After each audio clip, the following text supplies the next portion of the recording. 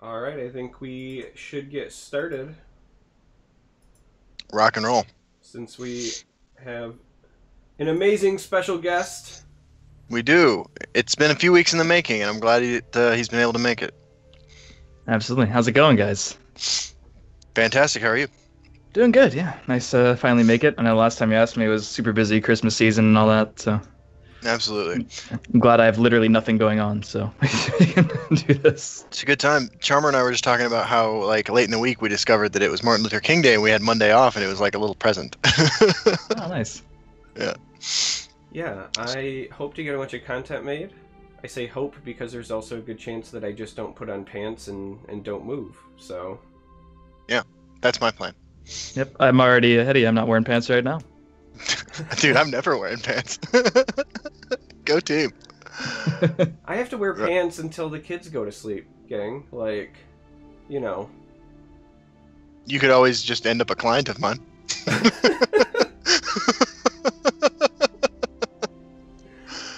No. So, CVH is our big guest here this week. Why don't you tell everybody how you got into gaming in general and into Legends? Sure. It's kind of a softball question to warm things up. All right, so way back in the day, tiny CVH, 9-year-old me, I think. Was I 9? I was 9. I was in like 4th or 5th grade. I think it was 4th grade even. And I was at the lunch table in elementary school. And I think a lot of people can relate to this story because all the cool kids were playing Yu-Gi-Oh! Or whatever. Maybe if you guys are a little bit older, as Magic. If you're a little bit younger, as Pokemon. For me, it was Yu-Gi-Oh! Everyone was playing Yu-Gi-Oh!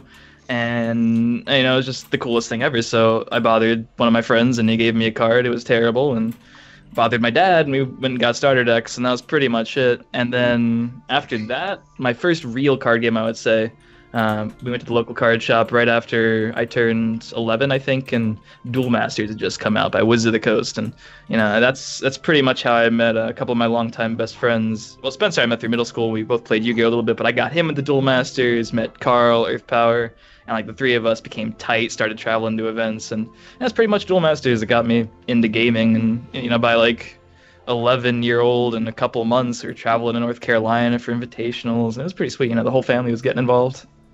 Cool. People in chat relate, yeah. Absolutely. That's neat. Now, I'm not really familiar with Duel Masters. How's that game compare to other games you played? Okay, so Duel Masters, well, you guys might know I was into Kaijudo too. Kaijudo was Wizards' attempt at making that game, but not killing it off in the United States, because Duel Masters itself is still alive in Japan and Asian countries, I think. But basically, it's sort of Magic light. Everything functions like Magic, except a card in your hand can be used as mana every turn.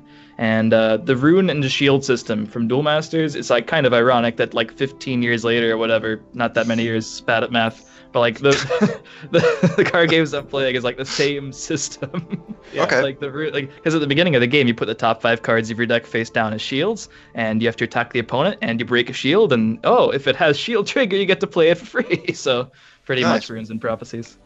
Yeah. Oh, that's cool. Yeah, I've played Duel Masters. Back when Wizards did their release for the physical card game, I was still working at that local comic and gaming shop. And when I worked there, I was essentially in charge of all of the gaming section. Like, the owner essentially just knew comics, and he needed a guy to do games, and so that was me. And so I had to demo everything, I had to promote everything, that also meant I had to learn everything, and I actually really enjoyed it.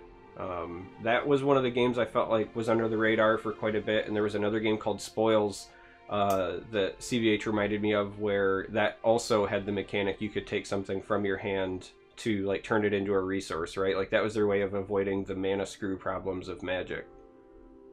Yeah, I heard about the spoils too. I heard some that game kind of went under recently too, unfortunately, or something like that.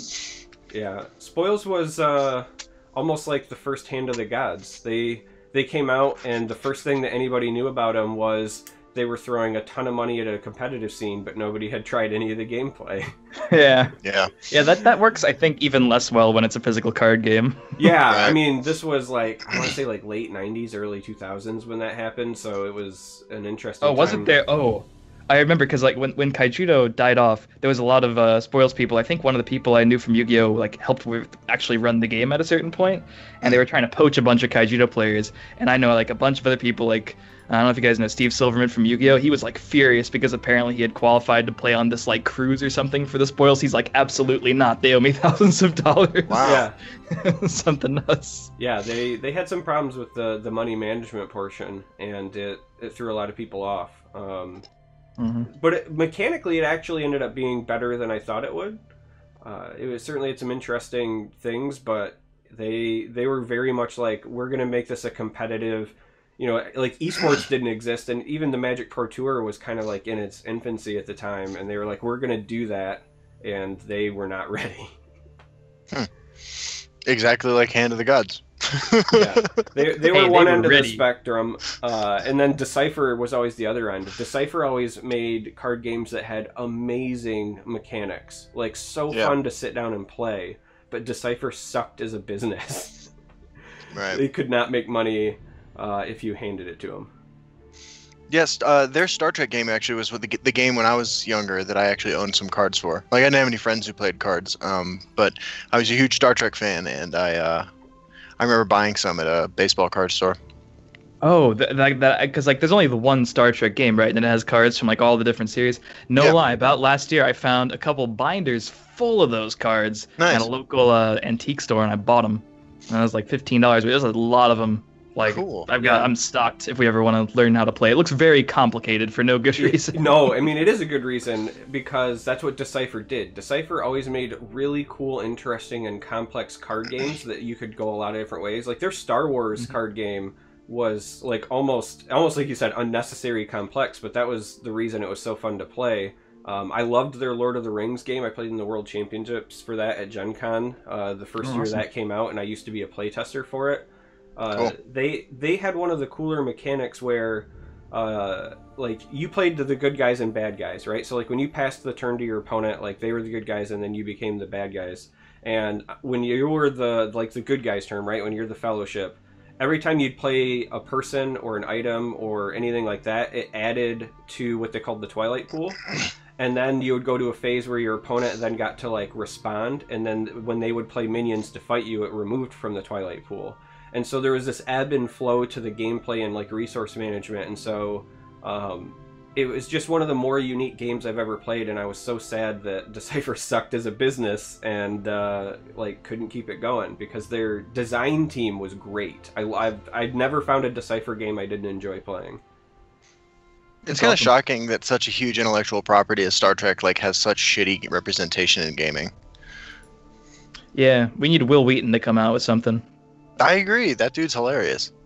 You know, I mean, it's shocking, but it's kind of not, just because the real heart and essence of Star Trek versus something like Star Wars is that, you know, it's philosophical, it's space exploration and not like space conquering, right? It's real easy to design something around conflict and wars and combat, right? That's true. That's a good point. But like to give something the true heart of Star Trek, I think is a little bit more difficult from like a conceptual side. That might explain too the complication level of the Star Trek card game, right? Because like as I remember it, it was about like going on missions and exploring planets, and like combat was like didn't really seem to be a factor in that game at all. Yeah, it was sort of like a side thing that occasionally happened in the series, right? So, right. Yeah, but like, how do I smork in that? I don't understand. Like, what is my aggro plan? Yeah. Play Klingons, I guess. I don't know. I mean, Borg maybe. Borg would be the factotums, right? Yeah. Yeah, maybe like ramp factotums. I don't know. They always seemed a little OP, so maybe rage, something like that. Yeah. Wait, no, Ferengi are definitely a ramp. Oh, yes, Oh, absolutely. Yeah. Completed contracts, Latinum left and right. Oh yeah. I like it. I feel like somewhere there's a joke about resistance being futile and rage being unstoppable. I want to play a ramp deck that plays the unique legendary Data, and I want to name it Big Data. So I'm quitting the podcast. I just want to give you guys the heads up. I love how that's the one that, like, that's the straw that breaks the camel's back when I've made puns in direct messages to you for, like, 48 hours straight. Like, that's all I've been doing. If you guys want an insight to what Justin and I talk about in direct messages, he's like, hey, I have this idea for a video we can make, but I need puns with TESL Legends, like, cards and characters and song titles. And it's just, after he said that, it's, like, just me sending him, like, loads and loads and loads of shit. Like, it's stuff like, you know, Bad Blood Sorceress by Taylor Swift Strike, and just nonstop. Yeah. I mean, it's what I do. House of the Rising Sun Hold Medic. So not a lot of these have made it into titles. Right. Yeah. Rolling in the Deepwood Tracker is pretty good. Yeah. Yeah, wow, that was for a couple days. I'm looking at it now. You give a dad the opportunity to make dad jokes, and I'll go wild. Is this why you're funnier than CVH and I? Because you have kids? Oh, fuck no, I'm not funnier than you in CVH. I do this as a coping mechanism. I mean, I didn't want to say anything. Oh, man. Hey, thanks to everybody in chat for joining us. It's good to see a bunch of familiar faces. Mm-hmm. You know, we've been off for a couple weeks. I don't remember why we were off 2 weeks ago. But we were off last week because Charmer got the flu. We were not off 2 weeks ago, were we? I don't remember. Were we? So we only missed the 1 week because I was dead. Oh, that's right. I thought that there were 2 episodes we missed in the new year so far. That must have been a memorable episode. It was a good one. I have no idea what we talked about. I mean, that episode came from a shithole place, so... Ooh, that's one. We need a counter on the screen. That's one. It's like 3 if we count the ones before we went live. That's true. That's true. I know we all talk about sometimes the demonetization that's been going on with YouTube videos, and time to demonetize this one, Charmer. Sorry. Yeah, right. Oh yeah, this one's done, but it doesn't matter. But today on YouTube I released a video where I say shithole like 5 times, and totally monetized. Yeah, it's all random. It's like you can play around prophecies, but even when you do, you're just going to get hit by them, and then all of a sudden you don't play around them, you don't hit any of them. It's impossible to predict. You can just play to your outs. That's all you can do. That was an excellent segue into the actual topic of our podcast. Nice segue. Wait. We have an actual topic to our podcast this week? Ostensibly, we're here to talk about Elder Scrolls Legends every week. I would like to thank you, Justin, for also reminding me to check my Creator Studio and checking for demonetization. We're good for now. Absolutely, yeah. I still have one from early November that's pending review. I love that the thumbnail of that video is me. Oh, the thumbnail might be what did it, because I don't know if I told you guys, but I had a video involving flesh sculpture, and the first time I did it, I had the thumbnail, like flesh sculpture in the thumbnail. But the thing about that is, I'm pretty sure it tricked Google into thinking it was a vagina. So like before it was even done processing, it was demonetized. And then I immediately re-uploaded it with a different thumbnail, and it was fine. That's awesome. Flesh sculpture. I would think That's that, awesome. But I think that my video like 100% mimics. I think it 100% mimics Justin's video, and his is No, monetized. I have the same video uploaded, and it has not been demonetized. Yeah. Someone did an experiment where they uploaded the same video with like a blank blue and a blank red thumbnail, and one of them got demonetized. That's awesome. Oh man. So it's 2018, man. This is the first full year of like actual release that we've had with the game, which is kind of cool to look forward to. I mean, I'm excited about it. We were still in closed beta at this time last year. We were. Yeah, we didn't officially come out until March of 2017. Yeah. Like, that was open beta, yeah. Open beta, yeah, that's what I meant. That's yeah. No, closed beta was a long time ago. End I of didn't even July. play. End of July 2016. Yeah. Yeah. That's true. And I think it's going to be an exciting year. I mean, we know they've been working on another expansion, right? We've heard tell of that.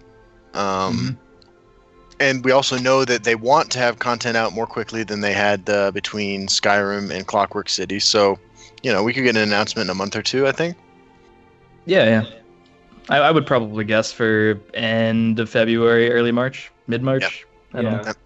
That makes the most sense to me. The last time that we were in a similar period, we got Madhouse, which wasn't necessarily full content, right? But like we got Madhouse in mid-December, and then we got Fall of the Dark Brotherhood in early March. So given that we got this at end of November, you know, February, early March is probably our next round of content. So we're thinking that the reception probably wouldn't be too positive for a 10-card expansion in a month and a half. Right. Yeah. You know, might not it's be quite crazy enough. though, because like looking back on it, you know, we've talked on the show before. Like, I think Charmer and I agree that like the Madhouse collection, in retrospect, is like an incredible, like mini expansion. Mm-hmm. Like, I think it's perfect. I totally agree with you. Even the bad cards are interesting. Right, right. I mean, every single card in that set has made me want to do something at least once. Mm-hmm. And some of them even like gave birth to, you know, archetypes that still see play, like orcs, gardeners, items, altar, Market. Right. Yeah, market. Mimic still, you know, it kind of fell off, but it did cause whole new styles of decks, pretty much. It didn't cause the archetype, but even something as silly as like the camel really helped decks like Whisper, you know? Right. Mm-hmm. One of the cool things about Market and Altar too is that those are cards whose power level changes with the release of new cards, and so like you still are going back to the Madhouse collection when you're, you know, when new cards come out from other sets. I would honestly like to see, and I don't know if this is any sort of reasonable, but you know, just spitballing here, it would be cool to see like for the last like month at Legend or at a certain Legend rank, the number of played cards from anyone's deck that included a Madhouse card versus the number of Clockwork cards. Because I honestly think Madhouse might be higher. Like, Madhouse has really competitively viable cards and just interesting cards. And I guess if you count Factotums as like each individual one, then those decks are super Clockwork dense. But besides that, right, I don't know, like a couple of them here and there. I can see it. A lot of Galens, maybe. Galen, Phalanx, a couple Clockwork Apostles. Right. So, that makes sense. Not something we talked about ahead of time, but one of the things that we often hear mentioned, you know, over and over, and it's the nature of the beast, is like, you know, the game is stale. That's the one I always love because I guess that's really subjective and whatever, right? But we hear that, and we've never gotten an official release schedule from, you know, Bethesda or Direwolf, and rightfully so. That's just not how Bethesda works with any of their games. I would never expect that from them, but if we were to see our own like ideal setup, right? So like I would say to, you know, you CVH and you Justin, like what would you ideally in a perfect world like to see for like set releases, rotations in terms of frequency, size, you know, pack expansions, something as small as Madhouse, something like the story modes. Like what do you think is acceptable? What is amazing, sweet spot, so on and so forth? Go ahead, man. Oh, that's a tough one. I think a lot of it really does depend on like the size of the player base too. We don't know because I mean, you know, the Hearthstone is pumping out a ton of cards, which takes a ton of resources from, you know, their dev team and stuff. So I don't know. I would definitely like to see 2 full expansions a year at least, plus probably something Dark Brotherhood sized, or maybe, you know, not necessarily, maybe a tiny bit smaller. I don't know. Like definitely at least 1 story a year, hopefully 2. But I don't know. Is 2 stories and 2 full expansions too much in a year? It's like every 3 months you get like story, 3 months later you get an expansion, 3 months later you get a story, something like that. It might be too much. I don't know. What do you think? I think that the 2 stories, two you know, not core set size, but 2 like Heroes of Skyrim size expansions, I think that would be great. You know, I mean, like I've in the past advocated for all sorts of things that like just keep things moving, keep things changing. You know, going so far as to say that like if we're not getting new content, you know, like during that 5 or 6 months we didn't get anything. We should just like rebalance cards to create change, not because anything's unbalanced. So I think that getting new stuff every 3 months would be the perfect amount of time for that. You know, you have that initial period of release where everybody's playing their goofball shit and like people are having fun with it. You have that that period where people are refining those lists, and then you have the counter reaction to what the meta's become, and then you have new content. And I think that 3 months is just a perfectly appropriate amount of time to do that. Yeah, and we got the last set of balance, like the last set of balance changes after Skyrim. It was like really following Skyrim directly, and so it did kind of feel like the same meta the entire time. Even though those balance changes helped, you know, after that it was like 4.5 more months, and you know, I mean, we can competitive scene whatever, but the lack thereof, you know, basically the meta wasn't evolving super fast, so it did kind of feel like molasses at times. But like personally, I've never really cared. Like, as a player, I can jam the same deck for literal years if I need to, and I've always thought the meta was really diverse. I've never hated the meta. I just think it needs to keep moving. You know? That's interesting. Like I think that part of the reason like switched my entire approach to like content creation is because I did just play the scout deck for like 3 months, and I got so burned out on it that I wanted to do something so completely different than what I was doing that I went into playing like I mean, I guess objectively worse decks because I wanted to do something different, and like I got so burned out playing the same deck over and over again. Yeah. I mean, like by nature of Hearthstone, there's usually like a couple like obviously standout decks, but you know when I say like play the same thing, I mean like the same sort of rotation of decks that are good. Like you know, for example, if it's Ramp Scout, Aggro Crusader, and Rage Archer a couple months ago, like sure I can be up on all those because of tournament decks and stuff. But yeah, what are you gonna say, Charmer? So I was gonna say I think I agree with the pacing that probably once every 3 months some sort of release is good. I think two pack expansions. I would like one story and then probably one madhouse, or if I'm being extra greedy, I would say one story and 2 madhouses, so we get like a surprise disbursement. I would like to see more story, but I have a sneaking suspicion that that is probably more difficult to create than the simple pack expansions, because when you think about all of the effort that goes into, you know, designing the encounters and doing the voiceover work, and you have to remember they're not just creating cards for us as the players, but there's all the like special cards and supports and things that are created for the encounters as well. You know, it's entirely speculation, but I could see where that would actually eat up more time than just packs, right? So, yeah, I can see that. Yeah, interestingly enough about the story mode, like I not too long ago joined a Facebook group for Legends because I was looking to whore my content out to more places, and there are 100 threads in that group about like, oh man, I'm really struggling with this story mode mission, right? And I think that sometimes as guys who are like as enfranchised as we are, like it can be easy to forget that like to the ultra casual, not involved in the community kind of people, like those story mode missions can take time, you know. And I think that like what you were talking about, Charmer, where like it takes a lot of work to balance those, make them appropriate for all audiences and stuff like that. I think that like I didn't really appreciate that, I guess, until I saw people struggling with them. Yeah, I was thinking about this as well. I was having some messages with Taiwanese. He hangs around a lot of the Twitch chats, and he's part of the community. You guys probably recognize him. Him and I were going back and forth about like some UI things, and I was saying to him at the time that I actually feel like the single player aspect of this game could be played up more. When you think about your potential target audience, it's a bunch of people who played single player Elder Scrolls games for a long time, and it would be interesting if they just said, okay, like we're only going to get one story thing like a year, but it's going to be like a really bitchin' story mode, and we're also going to like play up solo arena or whatever the case may be, because there's likely, and I'm just guessing here, but there's probably a pretty big market for people who just also want to play against the AI and not worry about ladder anxiety.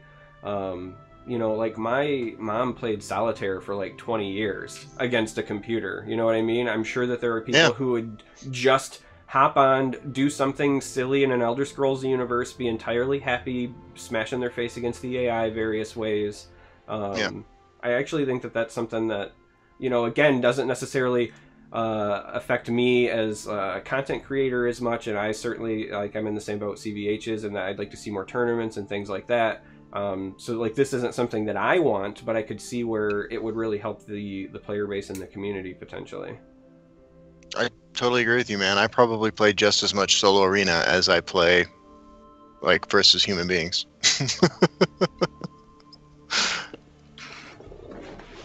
Personally, I can't do much solo. I don't know. I tried it a few times. Yeah. I did manage to not ace my first solo arena ever when I was first. I couldn't beat the final boss. It was disappointing. Got me 3 times.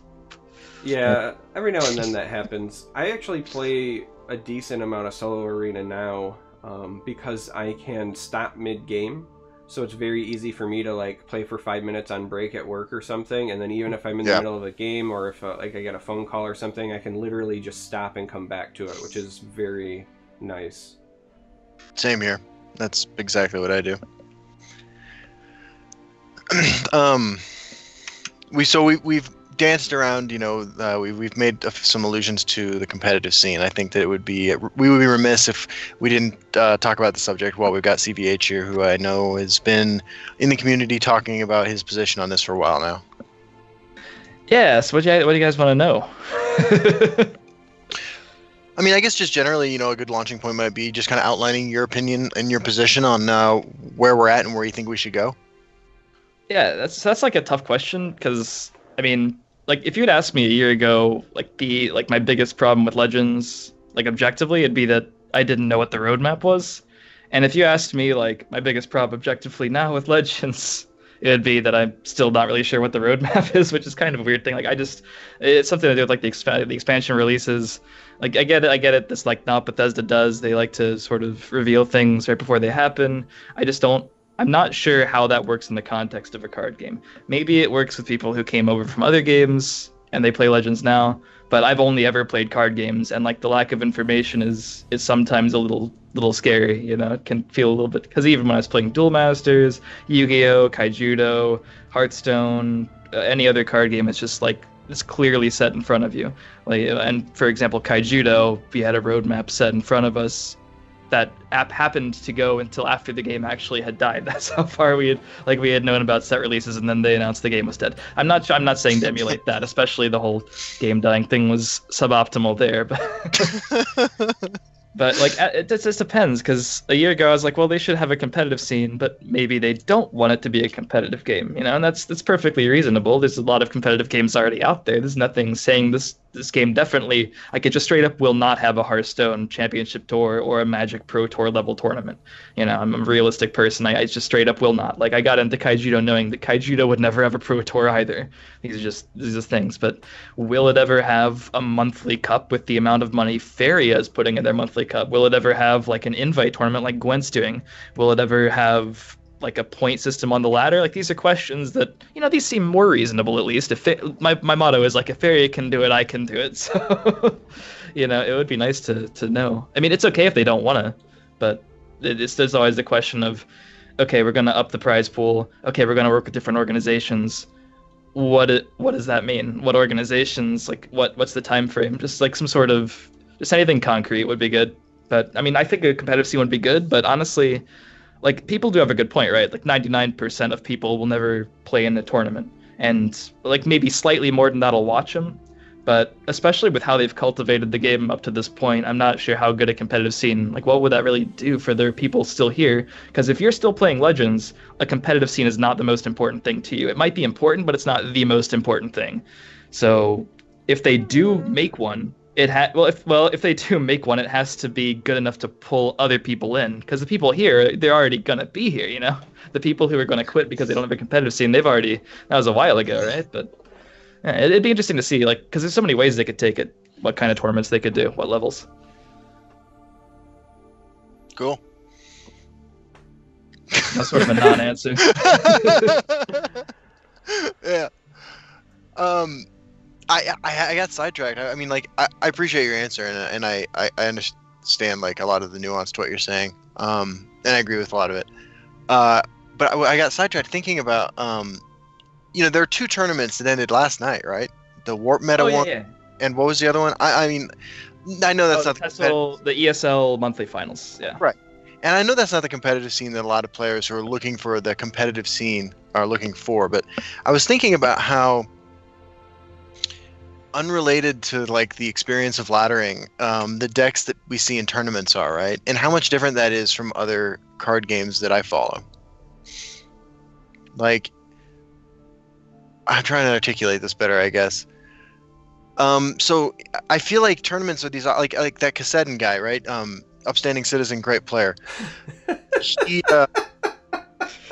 won one of the two tournaments, and he brought a what was it? A double Thieves Guild fence? Yeah, Leafwater Blessing OTK Heck Your Election Russian deck. Yeah. Right. Exactly. I did lose to him playing that on ladder, to be fair. Like, that, it's not a ladder deck, and some people have said it just doesn't work on ladder. Well, fuck me, right? It worked against me. Feels bad. Right. And all kidding aside, like he seems like a really strong player, but um, I was thinking about how like the decks that people bring to tournaments just aren't immediately net decked, right? Like I feel like in this game, unlike like even in Hearthstone, I feel like because I still watch Hearthstone content creators and I sometimes watch Hearthstone tournaments. It seems like when someone brings something to the ladder, or I'm sorry, brings something to a tournament, you're going to see similar things on the ladder fairly regularly, and I just don't see the connection between the tournaments we've had and the ladder experience now. Well, Justin. Yes. In November of 2016, I actually did a video about why Legends needs tournaments and how it would impact the ladder and why decks are different in tournaments than they are on the ladder. Hey, that's a good video. I watched that a couple months ago, and it was a good watch. You have to understand that on the ladder, right? Yeah. You're basically trying to smash net wins as much as possible. You want a high win rate, but you also need to play a lot of games to like really have it balance out to get past just the general variance of things, you know? Right. So there are certain decks, whether you like it or not, that are just better at doing that on the ladder, right? Go fuck yourself, dude. No. I'm dead serious, right? There's a big difference between the guy who's playing support mage, where every game takes 40 minutes, and then the guy who takes, Token Crusader and wins every 8 minutes, right? So you can literally have a better deck. Let's just say hypothetically, I'm not saying this is the case, but hypothetically, support mage could have a 10-15% better overall win rate, but it doesn't matter because it won't climb nearly as fast or as effectively as the other one. Now, you do have a lot of situations where people will pick aggro or mid-range very early in the season to get to the top and then camp with their high win rate decks. But essentially, when it comes to ladder, and since ladder is our only incentive right now, you build your decks that are gonna win. Do your best in a series of one, as I call it, where you don't know what the field is, right? So again, aggro and mid-range are typically great there. Mid-range because it's a little more flexible, aggro because you're trying to punish people who have poor draws or unoptimized lists.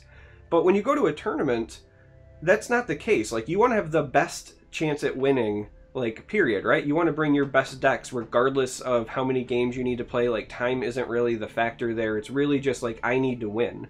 And that might mean a control deck that you wouldn't necessarily ladder with. You also, typically, in tournaments that are smaller, right? If you're talking a 32-player tournament where you're going to know many of the people, there's that, metagame within the metagame where you're going to say, okay, I know Icarus is going to bring 3 mid-range lists. Why? Because it's Icarus. I need to have a plan for that. So your decks for tournaments are purposefully different because you have a different objective. Now, when you have a competitive scene, that's going to then bleed back into the ladder, right? Because if you actually are saying, okay, I need to prepare for a tournament, right? I know that I'm going to be playing in these. I want to fine-tune my lists for the tournament. And sometimes, you've got a really sweet play group and you can do internal play testing, and sometimes you just want to smash that thing on the ladder. And so you get a little bit more diversity and you see a little bit of different style decks because of people preparing for the tournaments. But because we don't have that, we just have the ladder so that we can get, our name on the monthly letter. You're just going to see different decks on the ladder than you do see at the tournaments. Mm-hmm. I think it also is worth comparing how fast the fastest decks are versus how slow the slowest decks are, though, because I think the slowest decks in this game are very slow compared to a game like Hearthstone. There are slow decks in Hearthstone, but they are not Altar of Despair, Journey to Sovngarde, Time for Part 2 of this game kind of slow. It's not really... Because that is a time commitment when you queue up that deck. Yeah, I remember being impatient when I would play Mill Warrior and Hearthstone, and I was well, I gotta survive 30 cards and then wait a few turns. And in this game, it's no joke. I've played games that have ran up against the hour mark, and that was before Support Mage was a thing. Yeah. Yeah, and that's part of the accessibility too, because I don't think the average mobile player wants to win or lose in 20 minutes. They just wanna have a game. The average mobile player, obviously, the average long-term player. But I think that explains mostly why the ladder is different from tournaments, especially at lower ranks, and it's compounded by the fact that newer players don't have full collections and playing budget low cost cards is going to be more efficient than budget high cost cards. It's like in Arena, if your card quality is poor, you go more aggressive, so the game doesn't go longer, so you don't lose because of your card quality. You just try to like rush them down. So if the budget players also play more aggressive things, but in Hearthstone, for example, it might be because there's a competitive scene, but I know like the vast majority, again, in that game who I play on the ladder, they don't play tournaments either. Like there's a lot of people who play, but a lot of people who don't play tournaments, and yet I've probably played against 2 decks. I played like a few hundred games of Hearthstone probably recently, and like I played against maybe like 2 or 3 decks that weren't something you could find on the meta snapshot, like 5 cards different. Everyone just plays, and that's fine, for me, because it's like a lot of different things, but it's all like optimized list, optimized Jadrid, optimized Razakus Priest, optimized Big Priest, optimized Zulog. Like it's just all there's not much weirdness, because it's like there's literally millions of players. It gets explored at a drop of a hat, right? It's just all of a sudden it sets out, millions of people are exploring. Net decks, they evolve. Like 2 weeks later, we know what the meta is pretty much, and it might evolve a little bit. I want to take a quick shot here and say it does get solved certainly faster because of we'll say the hash rate for solving it. There's my Bitcoin reference for you, Justin. But I also want to take a shot and say that in my personal opinion, I think it's also a bit on the developers in that they don't create scenarios where there can be anything other than the optimized lists. Like, say what you want about Legends, it probably would be slightly more optimized if we had larger player bases in tournaments and whatever, but I firmly believe that Direwolf just does a better job of giving us cards that serve as like niche tools as opposed to just this is the best option all the time. Mm-hmm. And 50 card decks had a lot of room to do stuff like that too. Yeah, I was gonna ask like what the fundamental differences between like the why about the Hearthstone meta being so solved so quickly versus Legends, because I mean I feel like even when I've complained about diversity on the ladder, like it's still been more diverse than I ever experienced playing Hearthstone, or Magic Online when I was playing Magic Online for that matter. Magic Online, like Magic reference here, like the Legends meta feels like Modern, right? Where there are a ton of viable strategies. You can't build a deck that counters every other viable strategy, and you just hope you run into over 50% on the ladder of decks that you do have a reasonable matchup against, or that even if you some possibility of beating. And the Hearthstone meta feels like standard in Magic, where it's quickly solved, and those decks are all over the tournaments, and half the top 8 of the tournaments the same deck, and so on and so forth. Like if Modern, I don't know how many decks are playable in Modern, but if Modern had a 1-deck ladder system like Legends, and like the top 64 got qualified for the Pro Tour, like some incredibly large prize pool, like monthly, how many decks would you actually see, do you think? Would it still be like crazy diverse, or would it would tighten up maybe? I don't know. I just don't know. I really don't know how many decks are playable in Modern. It's pretty diverse, and they're doing like Modern as part of the Pro Tour this year for 25 years, right? So I mean, we'll actually get to see whether that gets pared down or not.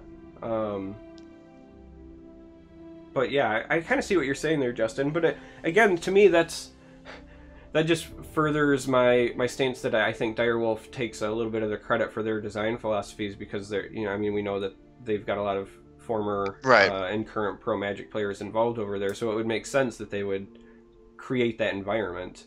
And as much as we even like to joke about like Hearthstone being solved, at least it's not Gwent, right? No, that's true.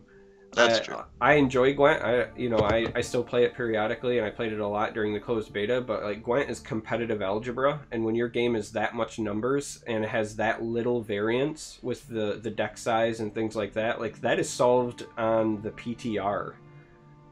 Right. Also, I like playing it, but I can't stream it. I'm too stupid to broadcast that live. Dude, I totally feel you. Like I've expressed before that it seems like a great game that I'm not smart enough to play. Which is weird because you love Sudoku. I did. But we've clarified. Like, hold on, let's clarify this again too, because yes, I played Sudoku like every day for like 3 years, but I was also in prison and had like nothing better to do with my time. That's how it starts. You can get really good at Sudoku. Sudoku. Yourself, nothing better. Yourself playing Sudoku on the tournament, on the toilet. Exactly. I just find it hard to believe that you had nothing better to do with your time in prison, with like all of the all of the I got hot an associate's singles. degree too. I mean, all the hot singles. Get the fuck out of here, dude. I don't know if I've told this story. Let me tell the story. This guy's never getting out, so I don't have to worry about it. I was I just been moved to medium security, and so we were in these 16-man pods, 2-man cells, so 8 2-man cells in each pod. And I'm hanging out with this guy in the cell next to me, and we're becoming friends. But his cellie is this guy doing life for multiple homicide, who's just like gigantic. His name's Congo. I mean, that's what we called him. And I totally heard this story. I'm not gonna spoil it. Have you really? I think so. I think Okay. so. Fucking this dude. He calls me into his cell one day. He's like, "Hold on, let me holler at you, man." I'm like, "Okay." So I go in his cell, and he's like, "Hey, you want to get high?" And I'm like, "Nope." And I know, but I already sense where this is going, because like you don't know nothing. There's no free lunch in prison, all right? I mean, like there's literally free lunch, but there's no free lunch in prison. And so he's like, "When are you gonna let me hit that?" Right? And I'm staring up at this gigantic man. I'm like, "Well, I have about Let me hit that. Right. I'm like, I got about 5 seconds to answer this question in a way that guarantees me, like, hopefully guarantees that I don't get raped in the next like 2 years." And so I was like, "Man, I got a guy. I got someone waiting for me in the outside." And he's like, "I can respect that, man." And so I just walked out of his cell. Yeah. It's good. Yeah. See, that was a respectful advance. You know, we should treat everyone like that guy Yeah. did. Yeah, actually, he's I liked him. I thought he was Yeah, good. it's amazing how somebody can come on to Platonically. you and then respect your decision, and that person's in prison, and you can grab people by the pussy and run the country. Yeah. Well, our I'll write down the timestamp for you. I'll message you when you have to edit this out if you want to stay monetized. Yeah. Oh no, I'm gonna miss out on my 30 cents. It's whatever. Well, we're well on our way to becoming a shithole. So, yeah. Pretty soon, Norway's not going to accept our immigrants. Oh, yeah. So, one of the other things that I felt like it would be fun to talk about, Yes. was the idea of onboarding. Right? Some private messages that we'd sent prior to the broadcast, I had mentioned the idea of, Legends is a year and a half old now. We're kind of grown up. The honeymoon is certainly over. So if we want the game to do well, and if we certainly want to be good stewards of the community, which, at least 2 of us want to. I'm a degenerate. We should we should. I was like, who the fuck are you talking about, dude? Yeah, we should we should at least consider how you would want to approach bridging the gap. Like, how do we bring new people in? How do we make sure that they stick? I know that that's one of the things that Pete Hines had talked about in the past, was that, as concerned as we are about the current player base, he's also trying to get new people to play the game. And so, I was just saying, let's spitball some ideas maybe, or think, what can we do to get people to come in? Because I know personally, if a game's already entrenched for a couple of years, it's kind of difficult to entice me to come and want to pick it up, right? That's fair. Mm-hmm. Yeah, it was kind of weird when they did that on the announcement about the onboarding, right? Because that your podcast and that whole OP announcement, that was right after Clockwork released. But the whole I was excited when Clockwork was announced. That was back when I was still in talks with Counterlogic about picking me up as a streamer, and they were excited about shit. I don't know if I told you guys that, but that was the second major organization to be yeah, nah. But I was trying to explain the bad viewership to them, and I was like, well, don't worry, we got an expansion just announced to pick up in the next month. But the whole of November, it just didn't feel like there was any hype leading up to the expansion. I felt like that was kind of a perfect opportunity. I also felt Skyrim was the best opportunity ever, because everyone knows about Skyrim. You could have 2 years ago, you could have said the word Skyrim at me, and I would have something would have happened. I didn't even know any Bethesda games at that point, but I would have name recognition there. I would have been okay, that sounds interesting and huge. It's the whole Skyrim set, and it was just sort of okay, we'll do some sponsor streams, and even Clockwork, I think they sponsored Crip twice. And I'm not saying, obviously, that's just the tip of the iceberg, right? It's just a little bit of Twitch. But what else was there? I mean, you guys might know more about, onboarding for Clockwork, but do you think it was a good opportunity? Do you think it was, a missed opportunity for getting new people into the game? Because, I don't know. like, because I follow mostly Twitch stats, because that's like what I'm on all the time. So like for me, November was like a kind of a constant slow decline, which kind of just persisted. Like the day of Clockwork's release, it was like a little higher, and then it was kind of back to the same old from all the stats that I've been looking at. So I guess you know, since I stream like super intermittently and not even on the days that I say I'm going to, I can't really speak to Twitch numbers. But I will say that like my YouTube numbers have been up since Clockwork came out and have stayed up.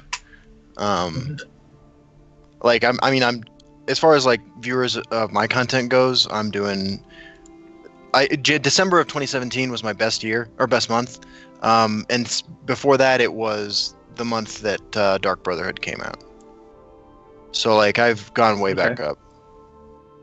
Yeah, I think my YouTube saw a pretty big increase about the same time my Twitch did, like with drops in Skyrim and everything. Yeah. And it's been like it's been like within the same 20% give or take ever since. But like obviously December was huge, but that's like a CPM thing, because like as soon as if you go check your stats for like revenue and stuff on either site, like ad revenue just took like a drastic jump off of a cliff like December 26th. Like, I have noticed that. Yeah, and it's pretty much gonna like I could run the same amount of ads on Twitch now and get like a third of the money as in December. It's nuts. Yeah. I jam-pack my videos with as many ads as humanly possible so I can justify my hobby to Sandra. about 20 a minute, yeah. Exactly. Yeah. So, to answer CVH's question, I think that Clockwork was a good opportunity. It might not have been our best. I agree Skyrim was certainly there, and the first time they do something Oblivion-based, that'll be like the next one. But I don't know... I mean, in terms of name recognition, those are great opportunities, but I don't know if even that's going to be enough to like get people in and get them to like stick and hold. And that's why earlier I was kind of mentioning that I think that maybe it is the path where they try to lure people in from the single player standpoint first, get them used to that, and then go from there, right? Like even with you know, Hearthstone, right? For those of you who don't know, Hearthstone's actually based on the World of Warcraft card game. Like, there was a card game that existed, physical card game, before Hearthstone was a thing. And it was a good game, man. So it was a good game. When they released Hearthstone, you had a crowd that were used to the card game, and you had a crowd that were used to, obviously, World of Warcraft, where you get online and play with other people. And so this idea of, like, playing a card game with other people... probably not as foreign as it would be to somebody who literally just like, hey, I spent 400 hours playing Skyrim. I guess I'll check out this card game. What am I doing? So I think Clockwork City was great in terms of like it's a story and it certainly plays up that first person experience. I know that in the dev article, the one, they had mentioned that they tried making the story missions a little bit easier this time around as well to bridge that gap for new players. I think that's a great step in the right direction.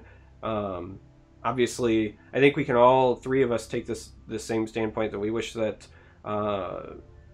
there was a slightly heavier marketing push, though it is my understanding that they do a lot of digital marketing, and it might just be that I'm not seeing them because they know I already have the game or not. I don't know. Digital marketing's so weird today because they can like tell you if you're pregnant before you know it with all the big data stuff. So I don't know if I'm not seeing it because I'm not supposed to see it, or if I'm not seeing it because it doesn't exist. But I know that we all feel like it would be nice if it was a little more in our face. I've been logged in on my laptop as Sandra on Facebook and seen ads for Elder Scrolls Legends, but I've never seen them when I'm logged in as myself on my computer. Huh. Yeah. And, you know, Sandra is on the periphery of a lot of, like, the Elder Scrolls stuff because, you know, she obviously follows our channels and follows me on Twitter and stuff like that. So I wonder if there's something to what you're saying about you being avoided for advertisement. Maybe. Yeah. I get a lot of other card games on my ads. I get a lot of Hearthstone ads. It's like they know that I gave up on them. Yeah, a lot of people who watch my streams say they get Hearthstone ads too. Like a lot of people who are into Legends. So. Yeah, I think I've actually seen Hearthstone ads on your channel. Yep, I put them there. I'm secretly a Blizzard shill. I understand. You guys heard it here first. Yeah, that's me. I'm secretly a Faria shill, so. Wow, you're the last one. Was Fairy one of the games you encouraged me to play, Charmer, when I was like last spring? Like, No, it's Shardbound, and unfortunately, Shard- that game is basically on its way out because they've ran out of money, which is sad because that game was very well designed. I enjoyed playing it. No, Fairy is another game that, in my opinion, has great mechanics and is interesting. It was based off a Kickstarter, and it's one of the ones that I was really interested in because originally their business model was going to be they had packs, but then every time they did an expansion, they were going to have a one-time flat fee where you would get all of the cards, right? And to me, I totally bought that. Yeah. yeah, so like to me, I was really interested because I'm like, hey, like I work 2 jobs, I got a lot of stuff going on. If I can every time an expansion comes out, just have the stuff I need and then play, Right. that is fantastic. And then they got rid of that as a business model. Yeah. But I like Fairy. I think that it's also interesting in terms of design. If you've never tried it, I would encourage you to at least check it out from an appreciation standpoint. Yeah, I got an image of the board here. It looks pretty Yeah. cool. You I mean, it can check reminds out me. now live on Twitch. It has 7 viewers. Nice. Yep. Dude, last time we had an episode, I uninstalled Heroes. What is it? Hand of the Gods while we were doing the podcast. Wow. Yeah. That's an interesting example of what marketing can do if the game backs it up, right? Because like the marketing push for Hand of the Gods was so strong that I went in and spent money on it, right? And then I played it and I was like, this game fucking sucks. But like it totally got me, you know. And I think that with a good campaign, the fact that Legends I think is a really great game. You know, you retain them after they spend $20 on an intro pack or whatever.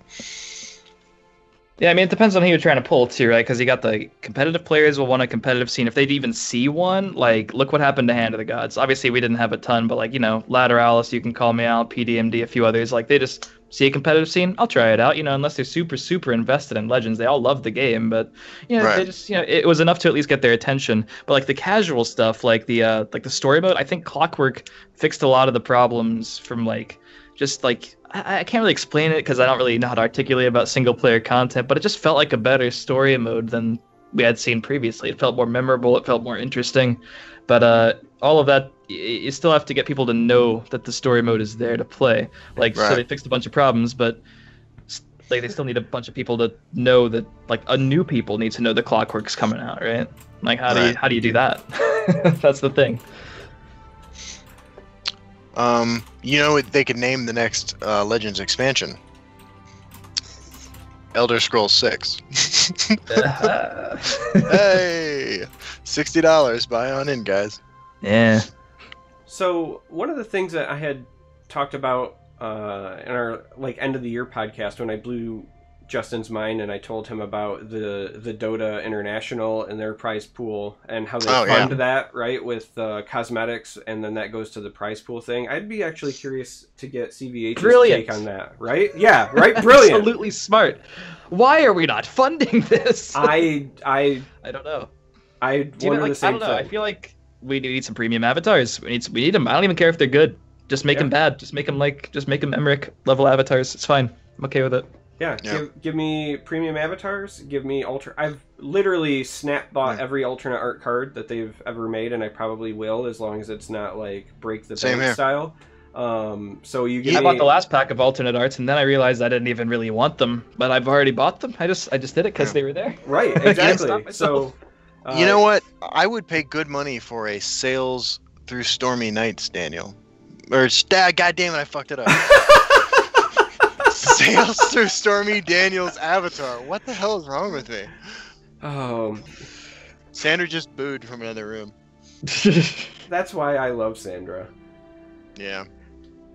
But yeah, I mean, if they did a series of things where they throughout the year, right? They were like, let's say once every 3 months, right? We've got like 4 mini big tournaments that lead into one yearly big tournament, and for every one they're like, here's a pack of like 10 alternate art cards, half of this goes towards the prize pool. There you go. Because the cool thing about that from a business standpoint, right, and why it's so awesome for things like the International is that all of the people who don't even care about the competitive scene might just like the card and pitch in towards the scene anyway. So you're getting support for your competitive scene even from your casual player base when you take a route like that, and I think that it's brilliant, and it certainly solves two issues that I have. One is I want more alternate art stuff because ooh, shiny, and one because it funds those community tournaments and those things that we want. So Yeah, and I even think like taking the tournament aspect out of it, just like cosmetics in general, like they are a fantastic, even tiny one. They're a fantastic way to get people just to play the ladder, just to play whatever. You can make them play arena, finish 10 runs, 7 wins in a month, and you get whatever the hell you want to give them. Finish top whatever legend, you get some dinky little avatar border that you can that shouldn't take too long to develop. I work Bucky like a slave over there, making a thumbnail literally every single day. And Shit. Yeah, that's right. That's right.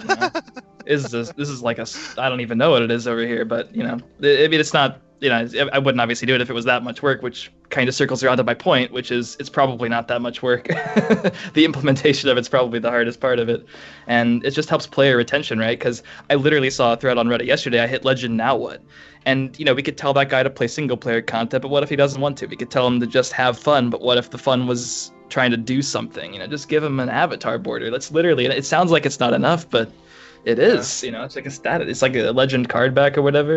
You know how many people wouldn't hit legend at all in Hearthstone if it wasn't for that card back? It's just a status symbol, and it's a great way to keep people playing your game. But in terms of customization too, one of the things that I think is probably expensive to develop on their end because of the voice lines, but what I would like to see that they have in Eternal, the other Direwolf game, right? Here is the ability to customize your emotes.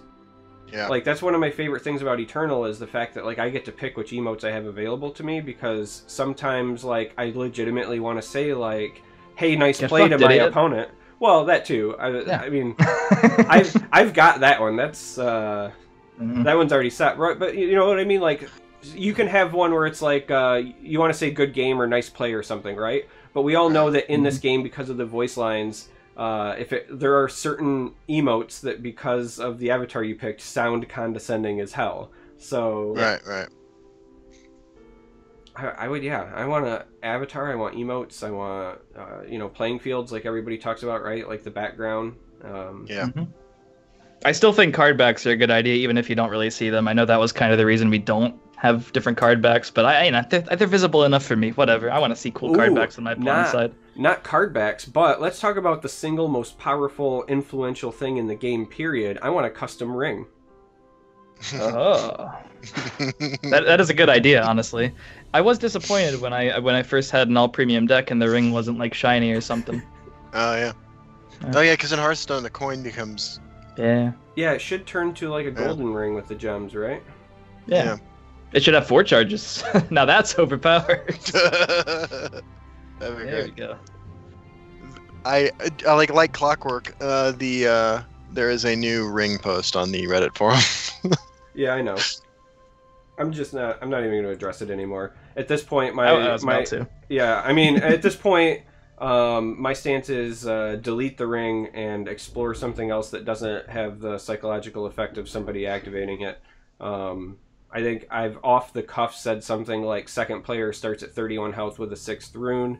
Not that I'm wed to that, but give me something that uses in-game mechanics and takes away the psychological effect of activation, and that is also easier to adjust, because I think that the big problem with balancing the ring, whether you agree it needs to or not, is that the number of charges and the tempo it provides is a huge swing. So one tick in one direction or the other, or interruption of the cycle, is probably going to have a big impact. Whereas if you do something like, again, not that this is my off the cuff thing, right? But if you do something like second player starts at 31 health and has a 6th rune, and that's not working, then maybe they have 32 health, right? That's a much easier incremental thing from a balance standpoint than the way the ring exists. So at this point, all conversations that I want to have about the ring are delete it and just do something else so that I don't have to hear about it anymore. Well, they're never going to do that, so... Yeah, I know. Yeah. So here's the thing, I think the ring is probably in the most balanced state a thing like that can be in, with the possible exception of the other thing they're never going to do, which is the non-consecutive turn thing. And they're never going to do that because it's just... you have to put it in someone's face. Like the first time someone tries to use a ring on a consecutive turn, realizes they can't, and thinks they got screwed. Like that's just a huge turn off for a returning player or whatever. So like, Yeah. despite it maybe being better, they're just not going to do it. But like, so let's just say the ring is probably fine. But my question to you is to say like one of the biggest proponents of the ring being, well, either fine or unfixable, whichever one you want to choose. That sounds like different things, but Yeah, this is not the response I expected from him today. but like, if you're in a tournament and you are given the choice, I don't even know what matchup. Like, in what matchups would it matter? Like, you're just given the choice. In like the finals, the winner gets $50,000. The loser is the one paying $50,000. The stakes are high. You get offered the choice of the ring or no ring. What are you choosing? Depends on the decks I'm playing and the list my opponent brings, but like I'll tell you right now, if I'm playing Token Mage, but you don't know your opponent's stuff. Sure, but like if I have Token Mage, for example, if I was playing the like pre-nerf mono red aggro that a lot of people were playing, especially post Clockwork with Ratway Prospector, I'm honestly going first. All of my stats, look, I live and die by my data, right? It's what you do when you go to the blackjack table. You try to take your emotions out of it. You study the book, if you will. I take the same approach here. All of my data, and I've been doing it for over a year now, says that I have a extremely higher win rate. Well, not extremely, but a noticeably higher win rate going first than second. It doesn't feel that way. I certainly don't like emotionally agree with that, but that's what my data says. And at the end of the day, if money's on the line, just like when I play blackjack or poker, like I'm gonna go with the odds. So I would pick going first, especially if I'm on decks like Token Mage and things like that where I have a lot of one drops.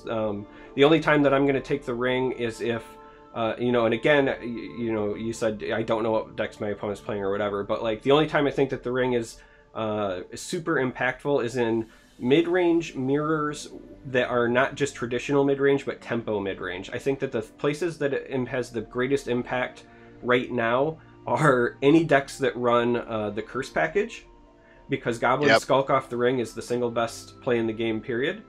And in the past, I would have said Old School Sorcerer as well, because they're 100% dependent on board presence. I actually think they're a little more resilient now with that they've got some tools like Barrow Stalker with helping your ability to come back, so it's not as drastic. But if you're running a deck like that, and let's be honest, and here, let's go back to that ladder and tournament scene, right? A lot of people are running decks like that because they're easy to ladder with, and they win fast.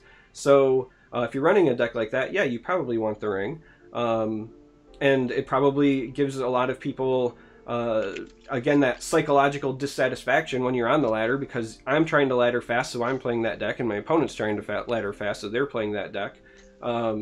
So it exacerbates it. But yeah, I mean, to answer your question, like right now, supposedly there's a pretty general consensus that like Token Mage is one of, if not the best decks in the game.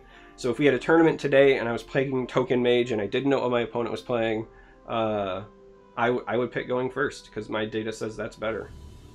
That's interesting, because like some of the most overpowered starts for tokens have been my experience. Because I remember that one tournament where I brought a Token Crusader, which is a little different, but like I got the ring like 6 games in a row when I got casted 2 rounds, and I just like absolutely did things I'm not proud of to my opponents. That like everyone in chat was like, "Oh, there's CVH getting the ring and pit line again. Guess the game is over." And like the game was over at that point. Like, it did not feel very fun or interactive, to quote the podcast. But like that's because like I think the only decks that I would it's sort of an interesting contingency. I would choose the ring, cross all aggro and mid-range decks, and I would choose going first if I was Control Mage or like a similar control deck, like Control Mage, Alter Assassin, or Control Scout. But I would have to be up against another control deck, because if I'm a Control Mage against aggro, then I think like turn 3 Hive Defender, turn 5 Ice Storm, or like my Power Spike turns where I can do something that gets me far ahead. And if I have to wait a turn on either of those, I might lose. And like if I'm tokens, I can just turn 2 pit line. If I'm mid-range green, I just turn 1 Skulker Trader, turn 2 Slayer, Daggerfall. I just think those are like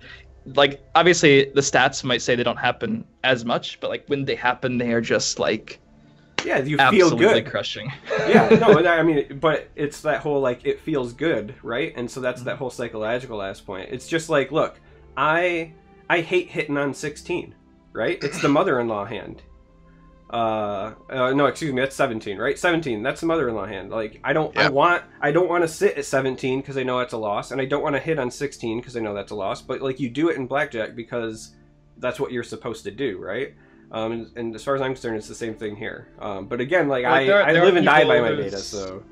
There are people on Reddit. I don't know if it's like valid or anything. I don't know what the validity of this data is, but there are people who are saying that their own data over a few months says the ring is a little bit favored for them, and I have no idea what they're playing either. Again, I'm curious, Direwolf's data, if it comes from everyone, because like I could tell you guys that a lot of decks that I go 70% with are good, but I really do not think that some of them are. Like competitively, I queue up decks on the ladder that I would never queue a similar power level on Hearthstone, and I have really good win rates with them. So like I'm just not. I don't value my own data at all right now. It hasn't been that way for months. So like I'm curious if they're just taking like every single game all the way down to rank 12, because I don't think a rank 10 player in this game uses the ring appropriately. I don't think their deck is built to take advantage of it. I don't think they know what like tempo is. And I'm willing to bet there's like way more games being played rank 5 to 12. But like obviously your personal data is from 5 to legend every season. So yours is super valid because you're playing at the highest level possible on the ladder currently. Yeah. So Well, that'd be an interesting sample size too. And I mean, the part of it too is like I don't even think my sample size is big enough, right? And I certainly don't think that my data is law, but it's the only thing that I have to work with. You know what I mean? Yeah. So Mhm. I don't think my sample size is big enough, but it's all I got, and that's also why I've been trying to do it over the course of the year, because even like a 1 month snapshot, like I mean, what do you play? I don't play nearly as much as everybody else because of my two jobs, right? So like I average like 150, maybe 200 games tops a season right now. There were seasons prior where I would hit like 300 or 400. But even somebody, if you play like 500 games in a season, I don't even think that's a big enough sample size by itself. So I think that you kind of have to take that like long-term over time approach if you don't have a big sample size. I feel like somebody will have to do the research for me. But I feel like I thought I remember Direwolf saying that they have the ability and have in the past even pared it down to like just stats at Legends, stats. I think they even said as high as like top 100 at one point. But I also know that people like Link said he tracked for like 200 games. He found going first was better for him. PDMD said he tracked and he had a higher win rate going second, but he felt that the difference between second and first was marginal. And in all honesty, here's the thing, like there's two things that I want to get out of this and like all of my ring conversations.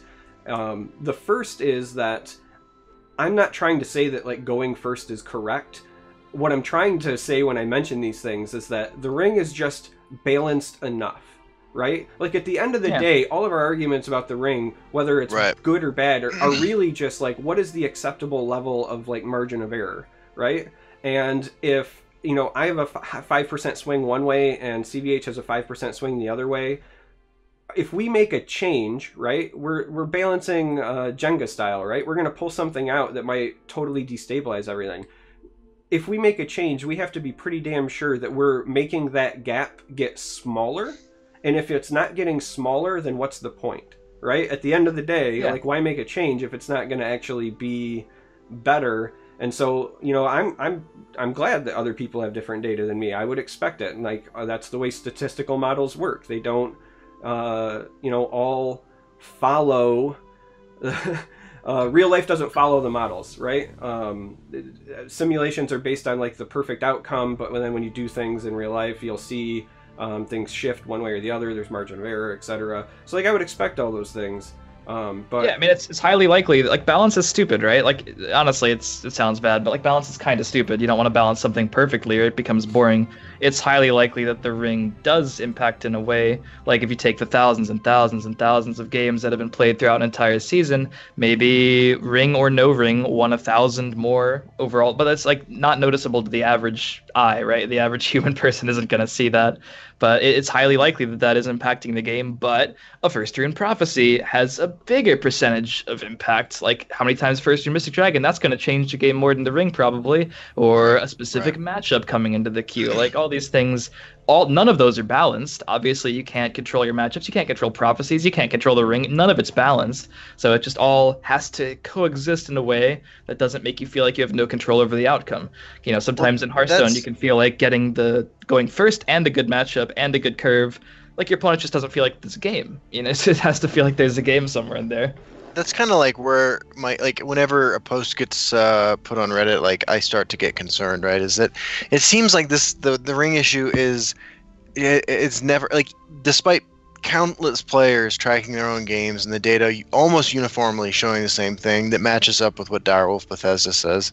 Like, it just seems like people get really emotionally embroiled in like their opinion on it, and it seems like it has a negative impact on their experience of the game, right? Like it seems like losing to a turn 1 Goblin Skulk is so much more memorable than the 3 times you beat the turn 1 Goblin Skulk, right? Mm-hmm. Well, and like reducing that feel bad feeling like in Magical Fantasyland would be like the ideal outcome for me.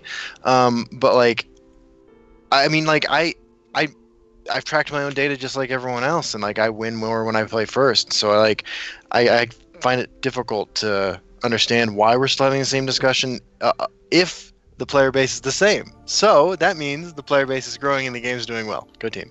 Yeah, I mean, we're having the discussion because Reddit's growing. but because of a couple of things, but I don't think that the discussion will ever go away because of the core mechanics of the game. So even if the ring had 1 charge, you're probably going to have people that are still going to say that the ring is strong, because we play a game where the attacker gets to choose targets, right? Just like Hearthstone. It's not like Magic where the blocker gets to decide assignments. In this game, the attacker chooses targets. That means the attacker is in control. They're dictating the tempo of the game, the pace of the game. They have initiative. That's the way I like to describe it, right? So yeah. In any game where you have that as a core mechanic, being on the board first in a meaningful way, mind you, is important.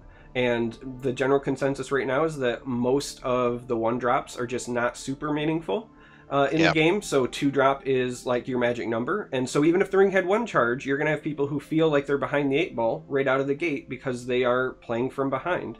You also, I don't want to like say get good scrub or anything, but you do have those people who have a game plan when they go into a game, right?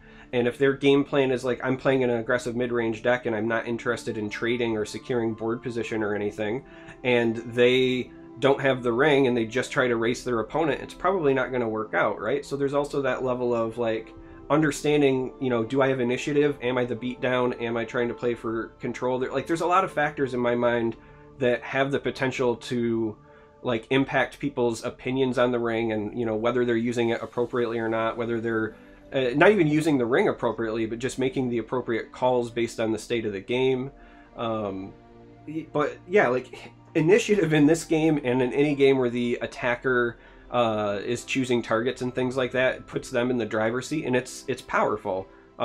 Doesn't mean that it's like broken game deciding necessarily, but it certainly is going to impact people's feelings about how things play out.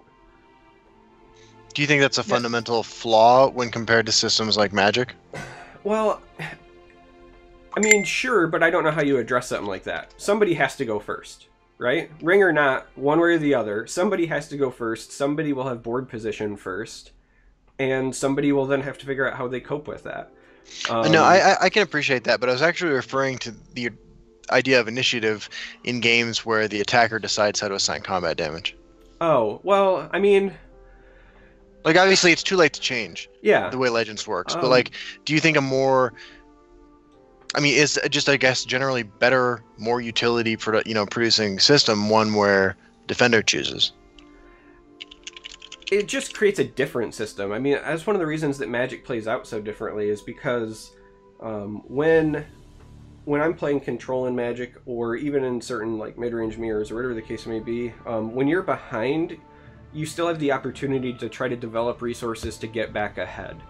Whereas in this game, if you're behind, I can play something and my opponent just value trades into it, and then the next turn I play something and they value trade. You can't sacrifice life, essentially, for board position like you can in Magic. In Magic, you can just choose to take the extra 4 to the face, knowing that you have a better position next turn. I don't know if it's a better design. It makes the games play out wildly different. So it's kind of hard to judge it. I can appreciate that. One of the things that was interesting, and I mean, Duel Masters, Charmer, but in Duel Masters, they sort of had a hybrid between defender and attacker choice. I think Duel Masters did a lot right. They did, like, everything outside the gameplay wrong, but besides that, like, the Kaiju, like, you had certain cards that had blocker. Those could block. It's like Magic, everything can block, only certain things can block. But when you attack with a creature, it becomes tapped. And then when you attack with creatures, you can only attack your opponent directly or tapped creatures. So like you're choosing when you become the proactive attacker, you're making things vulnerable as well, which can then give your opponent more options when their turn it comes around to be proactive. So it has a sort of interesting dynamic. But like I also think people underestimate the importance of the secondary lane and the prophecies in this game, because a lot of people do come over from Hearthstone or Magic, and those things don't exist, right? There's one board, one player, prophecy, like random shit doesn't really happen, and well, random shit happens in Hearthstone in particular. Not usually when you attack the hero. That's like the one safety net. It's like, oh, I can go face. Thank God, no random effects are happening. But like, yeah, I don't think 3 ring charges would be okay at all if we didn't have a secondary lane in the rune system, right? Like if you just said to me in Hearthstone, hey, you're gonna have 1 less card, but you get 3 coins. Like, absolutely, let's go, man. Yeah, like every day single you take time. that.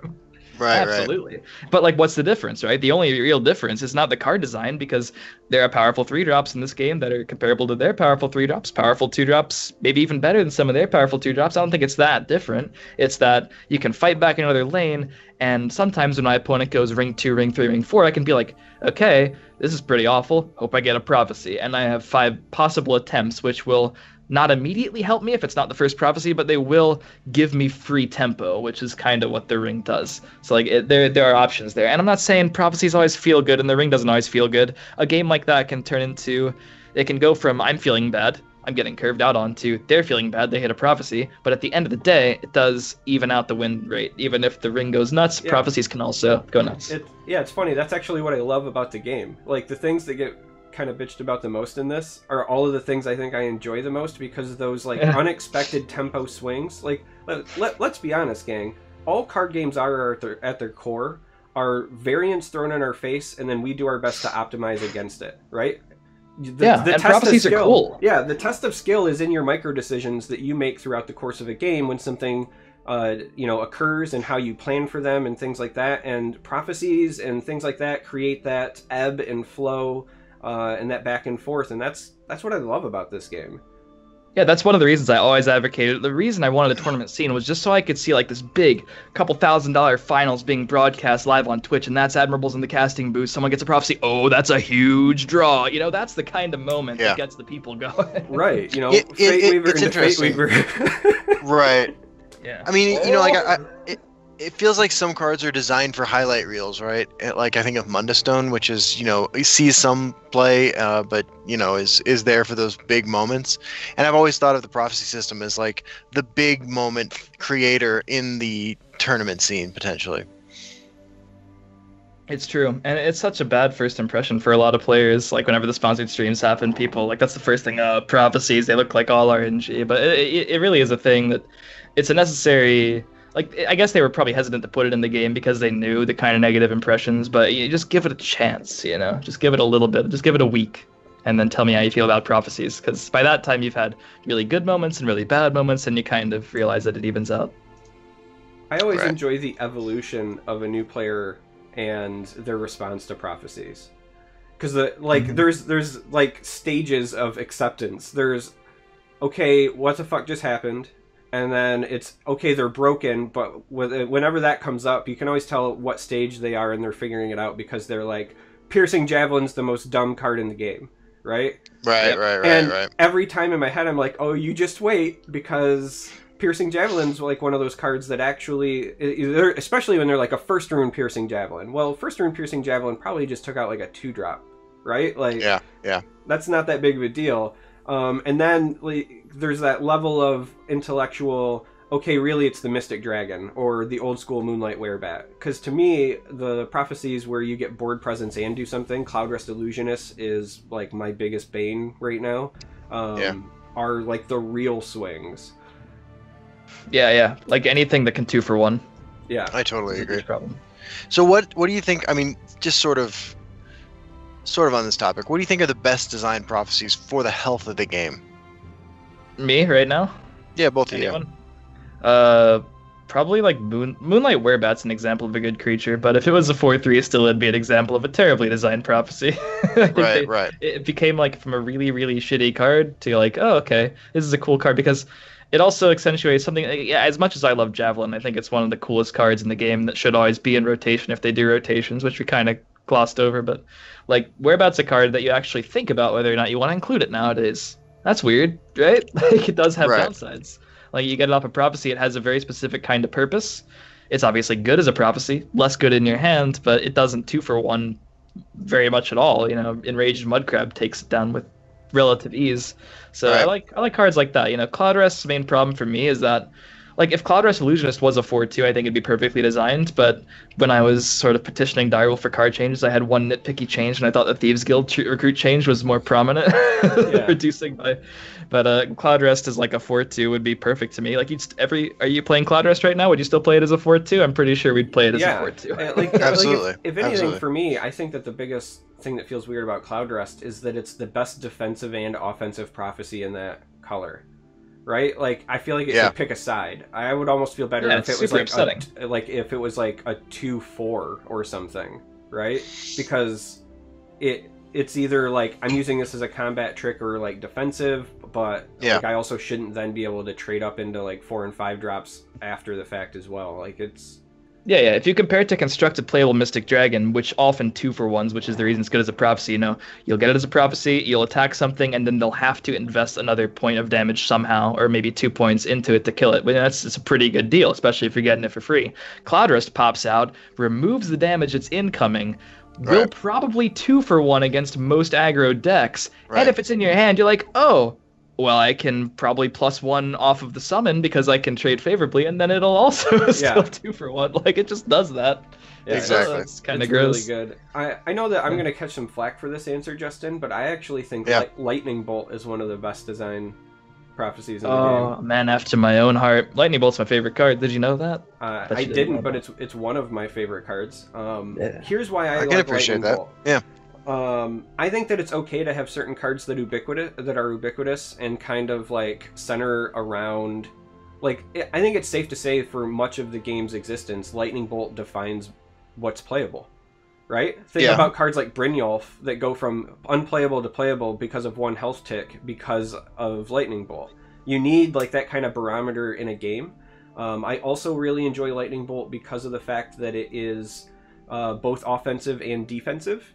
I love, so this is another thing I want to say about like prophecies in general, right? Most new players' reaction when they see prophecies is they're like, oh, this is a great defensive tool.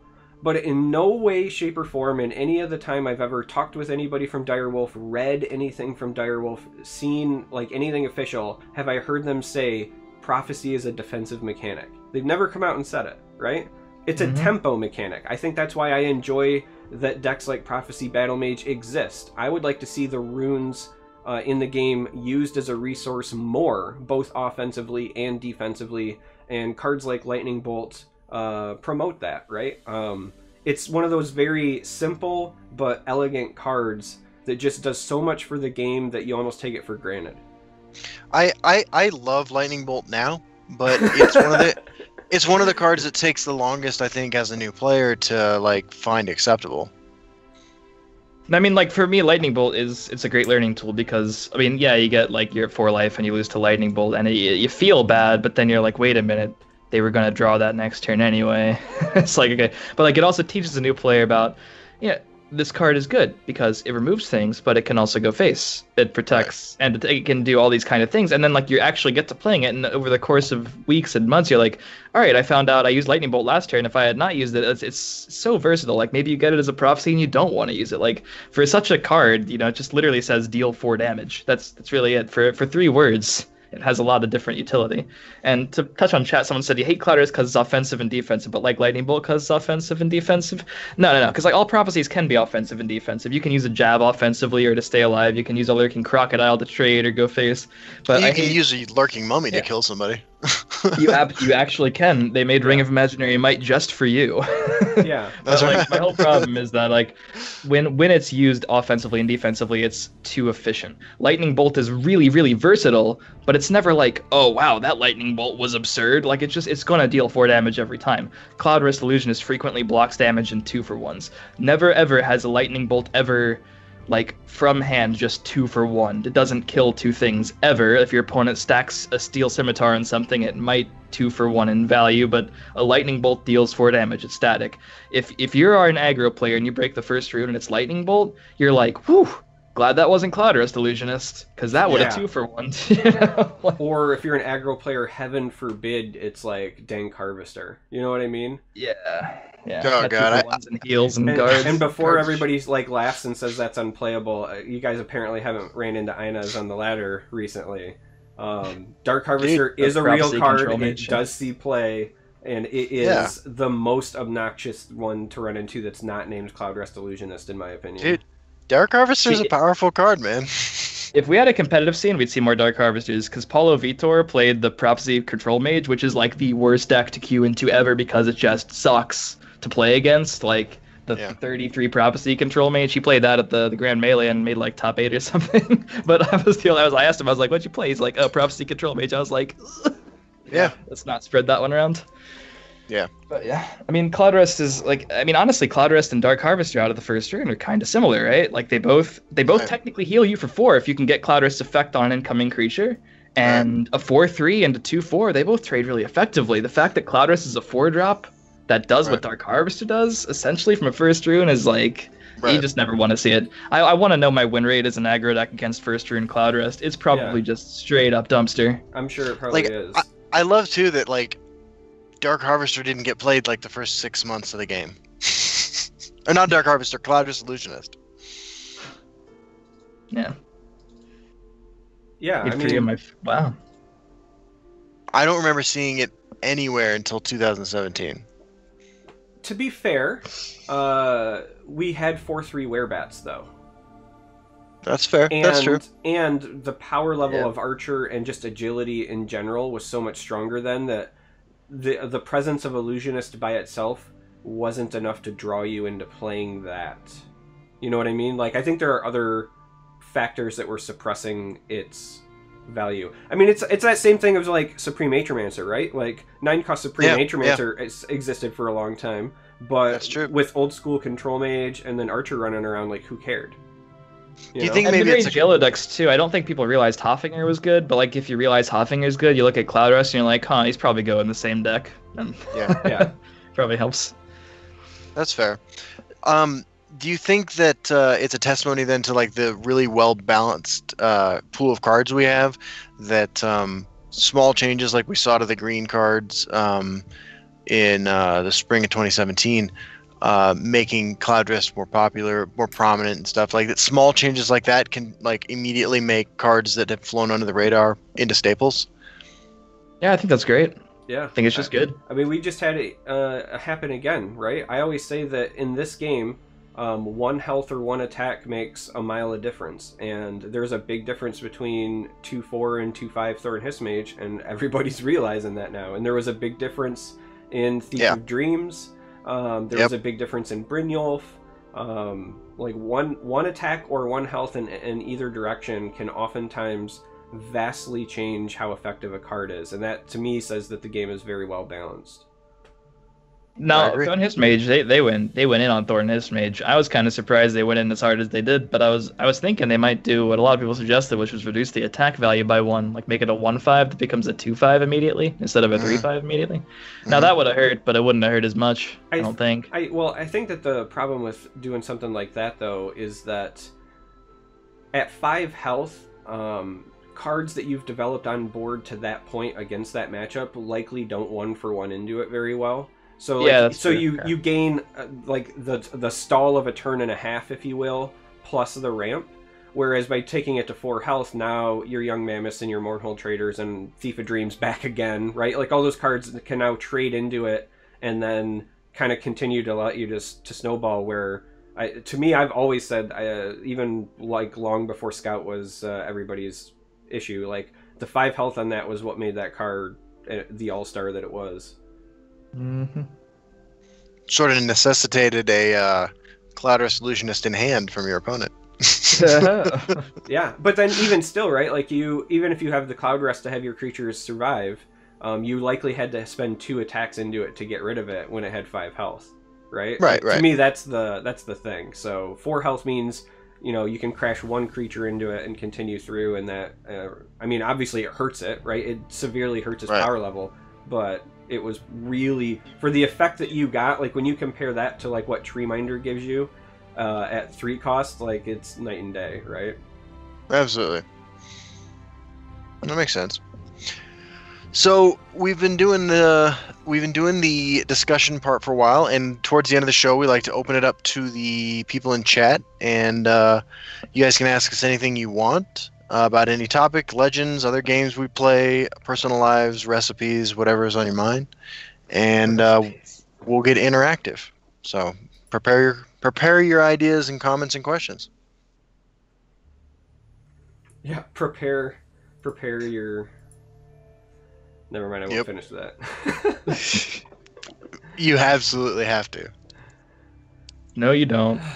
No, I was thinking, so I don't know how many people are nerds and also sports fans like myself, because I nerd out about all things in my life. One of the former executive members of the San Francisco 49ers, so again, he doesn't work for the organization now, but he said publicly about contract negotiations coming up for Jimmy Garoppolo that he would walk in with a giant jar of Vaseline to the agent's office and say, "Please be gentle." And obviously, with the political climate and unwanted advances and things being popular, and it being in a town known for the LGBT community, right, San Francisco, he's catching a large amount of flack for that, right? So. You're right, CVH. You really didn't need to. It's a good call. Awesome. My favorite part of that story was with the harassment and stuff being popular. Well, you know. It's a popular thing nowadays. Absolutely. It's huge. It's in style. It is. I mean, you know, it sounds entirely ridiculous to say it that way, but it's also sadly kind of like not wrong. It's not that it's not. Yeah, no, it's not that it's not bad all of the time, right? Like, let's be honest. Let's real talk. Like, jokes off. Don't molest or rape people, okay? Like, can we just not fucking rape people? So there's my there's my demonetization, no, right? Don't fucking rape people. It's not okay. If you clip that, you'll see me laughing because you said jokes off, and I immediately started laughing, and then it was super serious, and I was too late. I couldn't stop. Yeah, dude, jokes me off. too. I'm trying so hard here. Don't fucking rape people. But that being said, even though those things are inappropriate all the time, it's like only now hitting the news cycle for when it should just be the sort of thing that's all the time, right? Like, I don't know. I get really worked up about weird stuff sometimes. Nah, dude, I hear you. We've talked about Bitcoin. People ask me, it's like tough being a content creator because, like, you know, I don't know, some complain about like, oh, there's this whole PC culture, and like, don't you have to watch what you say a lot? And I'm like, not really, you know, I'm a normal person, so like, I don't really have to, like. Exactly. Dude, I totally know what you're talking about, actually, man. Because like, aren't you worried? Like, fuck no, I'm not. Like, should I be? There's this like, everyone's like, oh, watch out, there are cops in the area. Like, why would I be worried about that? I'm not breaking the law. Right. I don't feel inclined to go 10 over the speed limit because I know it's probably not okay. Wow. And I don't want to hit someone. Just like, I could say a bunch of shit, and like sometimes I do think things that shouldn't be said, but I also have like a mouth that's not constantly just spewing every thought in like the most vulgar way possible, because at the end of the day, just a little bit of empathy goes a long way, you know? Absolutely. Like, well, you shouldn't police yourself based on other people's feelings. Like, shit, did you watch Mr. Rogers? It's pretty much the whole point, you know? Like, do you live in a functional society? Like, what is wrong with you? I'm a little concerned right now because I don't even know. Well, no, the reason I'm concerned is like I'm the guy with a wife and 2 kids, right? I would, in theory, potentially be the most family friendly just from that alone, and yet nobody has ever asked me that. Yeah, that's not true. So I'm wondering if maybe I'm the degenerate of the group because nobody ever says like, "Hey, do you have to police yourself?" Yeah, I mean, look, the one policy I have is that like I don't apply to my interpersonal communication with friends and stuff. With content creation, is like don't say anything that might get me fired. Oh well, yeah. I mean that's Because like CVH said, man, like I don't in any aspect of my life say the kind of horrible, obnoxious like a shit that people on the internet say on the regular. Like it's not difficult to avoid being a colossal dick. Like just be yourself. It's like weirdly accepted in gaming and in card game communities. I don't know about other gamings, but it's weirdly accepted because we all know these games have some level of variance, and like we're gonna get upset, and we all know that when you get upset, you don't say everything we mean. But like, you see all kinds of shit like being thrown around on the internet, and like, at a certain point, I'm just done with it, right? Like if I get asked a question in a really obscure, like, just fucking off the cuff insulting way, like. At a certain point, I just stop responding to them, or I respond kind of sarcastically to like let you know, hey, this is probably not okay. And I'm not trying to police you. I just think we should probably stop accepting like, oh, he lost to a prophecy. He's gonna come on Reddit and call his opponent things that I'm not gonna say, and call the game other things that I'm not gonna say. That should probably it just gives a bad look, man. I don't want to see that shit, and I'm used to it. I don't think a new player wants to see it either. Yeah. Good chat. I agree with you guys both about this. It's yeah. Well, all right.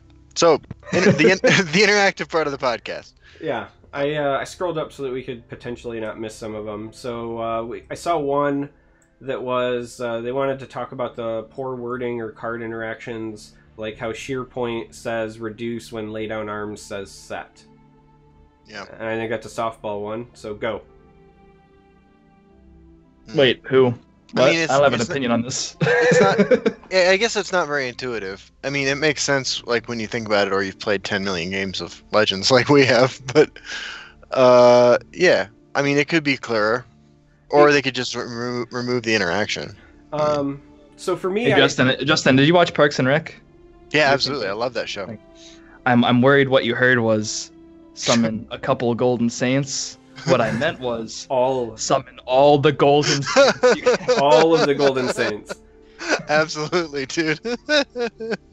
Yeah, so for me, it would be nice if it said reduce on lay down arms, but the reason that they cannot is because there are creatures that don't have an attack of 1.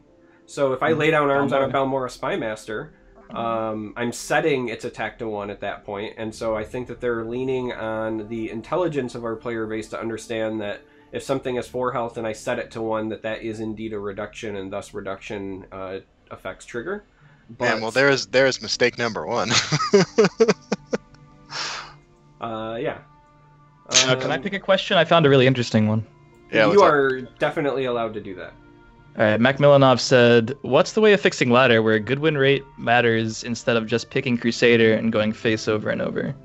And personally, I think a good win rate absolutely matters. I just think like it matters after Legend. Like getting to Legend is just a matter of every single win and every single loss is exactly the same quantifiable difference. You get 1 star or you lose a star. I mean, bonus rounds notwithstanding. But yeah, it's true. There the time matters, but a win rate also matters. But like once you hit Legend, like if you ever try to grind in top 50, you'll see that like your win rate needs to be pristine. A 66% win rate over 4 hours got me from 18 to 14. That shit is not time effective. I need to go better than 66% if I really want to get the top 10, and I don't want to be up all night. So at that point, like you just have to make something. Honestly, it sounds really really shitty again, competitive scene, like whatever. You just have to do something to make people want to make that push, right? Because right now, if you try to get top 50, it's pretty easy because not a lot of people are pushing for it. But if you make it so a bunch of people are doing that, then yeah, I think because like Inez said, he finished 3 times number 1 with Prophecy Control Mage, possibly the slowest deck in history, because he knows the win rate is the most important thing, and he thought it could get there. It's not as fast as aggro. He could probably play 5 aggro games in the time of one of those, but you just have to do something and make like the Legend ranking matter, because all over Legend is just based on your MMR. So it's all about your win rate. After Legend, it doesn't really matter how fast your games are going unless your win rate's also really good. Sergeant Hall Monitor asks, what is the color of night? These are the kinds of questions I'm here for. Man, I think that night is represented in cards by Endurance, both because it's purple and it makes sense, but also because Endurance is the home of like the creepy guys, the undead and stuff like that. Generally speaking, the color of night, can be dark blue, can be gray, can be white if you think of the moon as the most, noteworthy thing in the night. I think you can make an argument for like forest green being the color of night, depending where you live. I don't think that night has a color. Night Shadow's purple. There you go. Oh. Ector93 asks, what do you think about Solitaire being nerfed so that creatures brought back get banished after they die again? I feel like we just kicked Scout in the nuts and like they could use a break. It might have been fine to suggest like over the Hiss Mage nerf, but like, yeah, I'm like honestly okay with Solitaire. You just gotta design. I don't know, like shit. It's turn million. Yeah. Play another Parthenax. Go for it. Yeah, I guess for me... All right, so here's an unpopular opinion. You guys want to stop Parthenax loops? Everyone wants to play Hallowed Death Priest. No one wanted to play Mummify a month ago. Just play... I got Hallowed Death Priested 4 times as Scout. And then I drew Parthenax and I played it. And then I played it 6 more times. Just play Mummify. Like, what happens if I draw it and I play it? What are you gonna do? Like, you gotta have an answer for that. If you're going to turn 30, right. You gotta know I'm gonna fucking do that. Or, like, legitimately just put fucking Wabbajack in or something. You know what I mean? Like, do something. Because of Wabbajack being neutral, every class has the option if that's what your concern is. Or you can just accept that you're supposed to beat it before it gets there and not fucking worry about it. But, like, every class has an answer.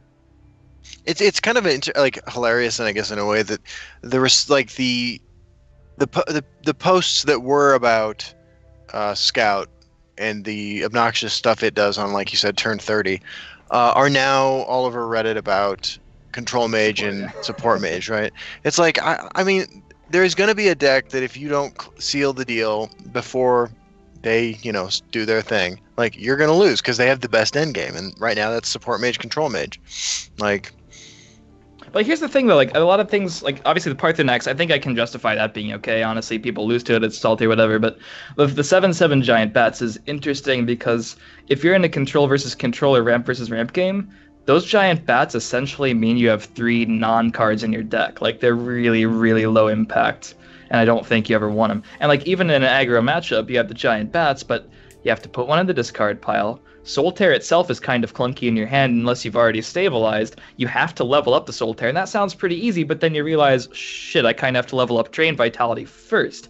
And then, like, maybe then I just have a level 1 Solitaire. I don't really think it's a problem, It's a lot of cards that you're forced to include just for this one really swingy stabilization tool that has to be played after you've already dealt with the board. So, like, I've never really minded it that much. Yeah. And I've lost to 7/7 Bats. It's just never really felt like that oppressive. It felt good, not oppressive.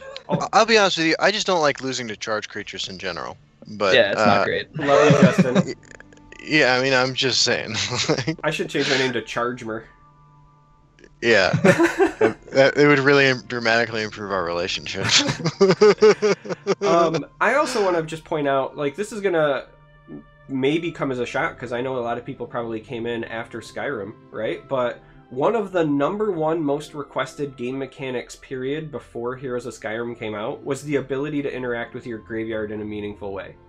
That's true. It was one of the most requested things. And I know that I was on that bandwagon myself. Like, when I played Magic, one of my favorite decks when I very first started playing the game was the old Buried Alive deck with, like, Ashen Ghouls and Nether Spirits and whatever, right? Like, I love graveyard interaction. It's a cool thing. It was requested a lot. And then we got it, and everyone went, what the fuck? I don't want you getting into the graveyard 10 times. This needs to go away. And then I also thought it was funny that, like, then we revealed Memory Wraith, and everyone went, this is too much. And where's that now, right? Like, right. I was right about that one, but I was wrong about a couple others. I was definitely wrong about a couple others. Memory Wraith's Legacy is going to be our awesome reveal. Yeah, so speaking of which, somebody did ask, I think it might have been Malibu Barbus, who again has one of the coolest names, had asked when we can expect another commercial from us. We have 2 that we've been talking about. One that we hinted at earlier in the show. Or maybe, yeah, we did, right? Maybe. Yeah, maybe. And I don't know if we were on the air yet. We were. I was just, being coy. Very nice. And because Martin Luther King Day is Monday, we might have time to do that then. So, should be something next week. Oh, but yeah, while we're talking about Mimi shit videos, I released a Mimi video that you're all free to watch after the podcast's over today on my channel. The after party. Yeah. There is one that I have a personal interest in. Griffin Gasp asks, "What is your workout routine, IMCVH?" And as a fellow like meathead myself, I'm kind of curious what your routine's like.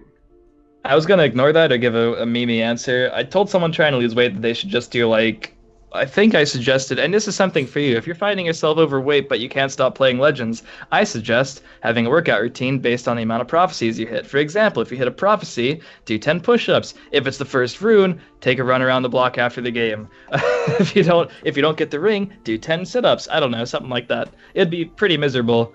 And you might just quit Legends and quit working out after that, but I mean that's a good suggestion, right? No, that's a great suggestion. Even if it's something as simple as like, do a push-up for each loss throughout the course of a night, right? So, the first time you lose, you do 1 push-up. Then the second time you lose, you do 2 push-ups. The third time you lose, you do 3 push-ups. By the time you get to the point where you don't want to do push-ups anymore, it's probably time to quit anyway because you're tilting. Yeah, and then like you're in the Serpent, you make your Reddit thread, you're like, okay, I've been in the Serpent all night, nothing is working, but I'm shredded. Feeling good. When I punch my monitor now, it flies across the room, guys. Like, I really get my whole core behind it. Mm-hmm. But yeah, I don't know. Like I actually got my personal trainer certification a couple of years ago. Like it was long enough ago that it has lapsed by now because I haven't used it. But I just do like a pretty simple like 4-day split. I do back and bicep, a little bit of biceps with back, a little bit of triceps with chest. I have a shoulder day where I typically do some abs. Then I have leg day. And then, depending on how hard that 4-day period was, I typically take a day off, as I'm doing now. I actually am pretty bad about taking days off, but I mean, I don't have like a set thing I do. Like, there are certain core exercises, like, I do bench presses or chest presses for chest. For legs, I'll do like squats or leg presses, but like I mix it up. Outside of like the main stuff, I just mix it up because I can. I'm not that guy in the gym with a notebook, If I can't be asked to track my stats for the ring or not, then I definitely can't like be writing every shit down in the middle of sets, I'm busy trying to like untangle my headset and like figure out where I set down my sweater or whatever. Not that anyone asked me, but mine is similar. Though I typically I try to aim for 4, but I usually only get there 3 days a week because of the 2 jobs and wife and kids and everything else. And I do track my stats. I use a mobile app because I also don't want to take a notebook, so I just use a mobile app, and it's kind of nice because when I set my like rest in between reps and stuff, like it'll give me a audio ding in my headphones, which is kind of nice. Like, but mine's really similar, except mine's jacked right now because I gotta have surgery on my knee, so I'm kind of in a bummer spot. But like, if you're trying to lose weight, don't worry about tracking. Like, I assume a lot of people are trying to lose weight. Like, don't worry about whether or not your incline, whatever the shit, went up 5 pounds between weeks or whatever. Track your nutrition. There are apps for that. I see people doing it. Track your calories, track everything you're eating. Nutrition abs are built in the kitchen, and like track your time. You can control your nutrition. You control like the time you spend doing a certain activity. Don't worry if like weight, whatever. Like don't obsess about your actual weight. Don't obsess about like the weight you're lifting if you're trying to lose weight. That's about it. Yeah, I want to say that's always the unpopular answer that I give. As somebody who lost 87 pounds, I can tell you 90% of that was tracking the food that I ate. Like, legitimately, it's just science. If you eat less than what you exert, right? Energy in versus energy out, you'll lose weight. It's that simple. So diet matters way more when you're just trying to lose weight. One time I walked past a gym and I kept walking. I'm surprised you're not ripped from all that time in the yard, man. Dude, I was in great shape when I got out, and I have not worked out like since. I'll tell you a story. One time I walked out to the gym, and there was a guy outside the gym, like waiting for his workout partner or his ride or whatever, and I heard the Hearthstone collection sounds on his phone, and I was like, "Is that Hearthstone?" He's like, "Yeah." And I was like, "Huh." I write for Tempo Storm, and he's like, "I don't know what that is." And I was like, "All right." And then I went inside. That was the whole conversation. Yeah. Dude, I hear you. That was good. We had a volunteer at work, actually, a couple months ago. A dude doing community service.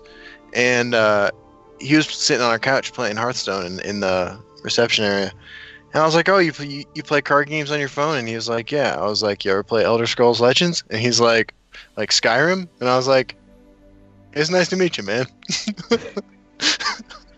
I've had a couple friends trying to get other friends in Legends. It's easy for me because all my friends already play card games, so I can be like, "Oh, it's a great mechanical game." But like, I guess if you're trying to get someone else into it, it might feel strange. Yeah. There was some other. I mean, someone asked when me and Justin are gonna fight. I don't know, but I fight dirty. Hey, how tall are you, I'm, also, CBH? I'm like 6 feet with hair gel. It's one of those things you can never tell with content creators how tall they are, right? Like, I assumed Charmer was going to be taller than me, right? Yeah, no. How tall is he? I'm 5'9". Oh my god. Yeah, I know. I'm tiny. You're a baby. Here's the thing. Isn't that Here's it's the really thing. deceptive, right? I am the tallest male on my mom's side of the family. Like, all of my uncles Wow. and cousins are legit like 5'6" and under. Sounds like you come from one of those shithole countries. I'm surprised that's only the second time that you said that. Like- How tall are you, Justin? I'm 5'11". Okay, so we're about the same size. It'd be a pretty fair fight, I think. Yeah. But you have all those prison tactics. I just don't know my own strengths. I'd be wildly flailing around. Right, I mean, it'd be an interesting match. You're in much better shape. I have old age and treachery on my side. Did you know that Justin used to be a pro wrestler and he actually has a patented finishing move? It is called the pacifist. That is not true. That's pretty good, though. Oh. That's pretty None of my friends play card games. Well, they're not your real friends, Two Eagles. You gotta Right. step your friend game up. Honestly, it was easy for me because, like, I guess it did kind of start in middle school when I met my friend Spencer, because, like, I seriously overheard him talking about Yu-Gi-Oh! That was it. And, like, I was like, shit, I play that. We could play together sometime. And then we got into Duel Masters, we met Carl, and it was like, then our friend group expanded naturally based around those friendships, those core friendships. Right. But yeah, I mean, it's kind of weird wondering what would have happened if I had sat at a different lunch table. Honestly, it sounds silly, but, like, wow. Like, Yeah. the butterfly effect, man. Dude, let me tell you what happens when you sit at the other lunch table. God. Is this a prison story? Please don't. I don't even. Don't let this be a prison story. Please let this be a charming Justin middle school story. Well, no, I was going to answer Soldier Ron's question about why I went to prison by saying Okay. I sat at another lunch table where they were talking about doing dope, and I was like, these guys seem cool, and my friend group expanded. Wait, for real? Was that an actual lunch table experience? No. I mean, I started using dope. I started using dope in middle school, but it wasn't at school. Okay. But anyway, yeah, Okay. Soldier Ron, the specific crime was I did heroin, nodded off at the wheel of my car, and I hit a cop. The correct answer, Justin, is we've discussed it on past podcasts and even shown your record or whatever. That's true. So check out the past podcasts. Wink. Yes, you can find them on wherever the fuck Charmer puts them. I actually don't put them anywhere. They're in the ether. But I legitimately can't even drink a beer without trying to fall asleep. It's just bad. Yeah. Can't even do it. Well, I mean, that's like legit though. It's a depressant and it's a sugar rush like at the same time. I'm right there with you. Yeah. I have I do some beers, but I'm a big like hard cider fan. We should do some beers together. Like- that sounds so fucking dorky.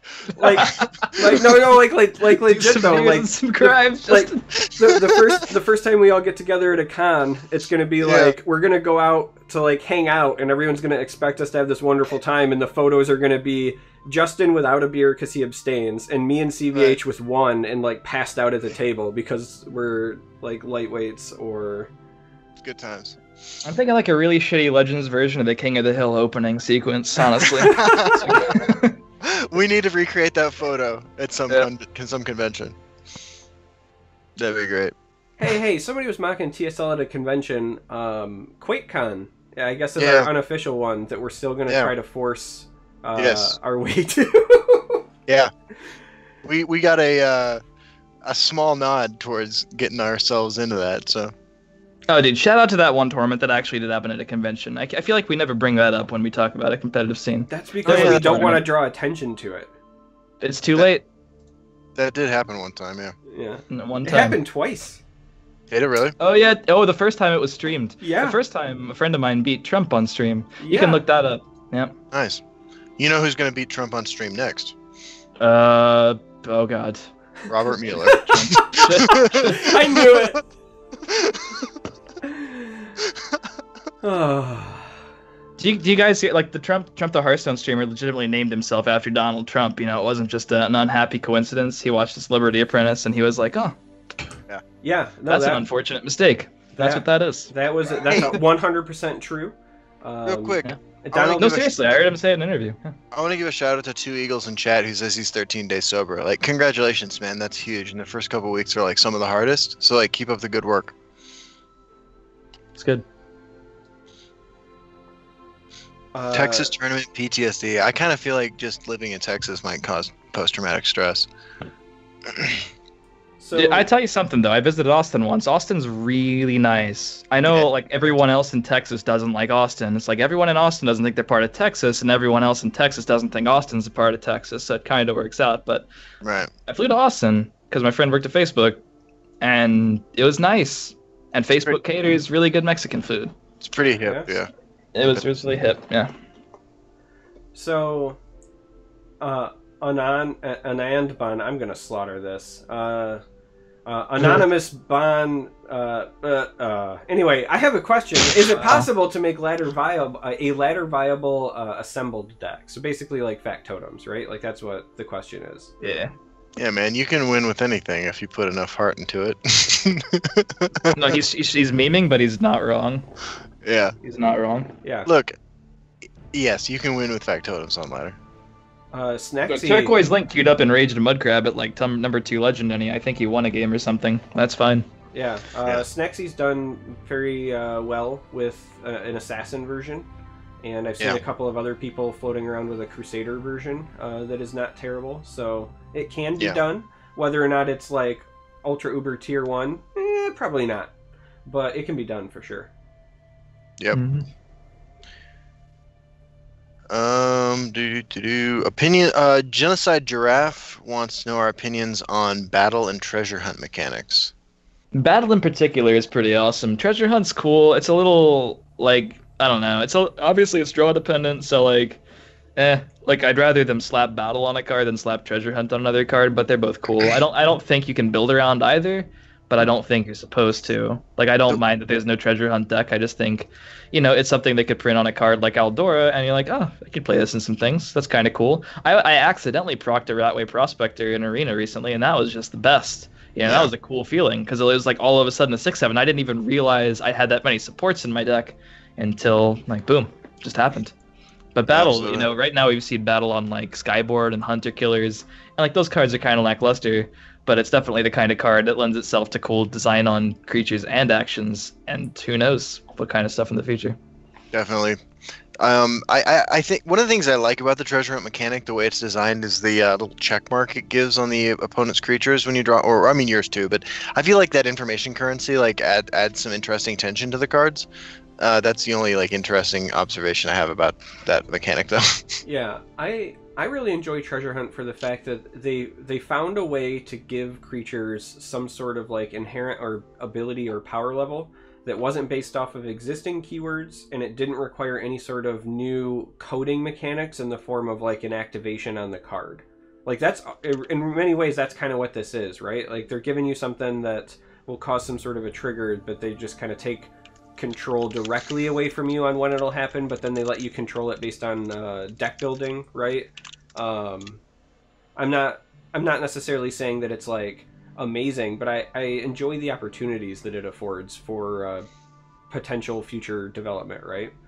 Yeah.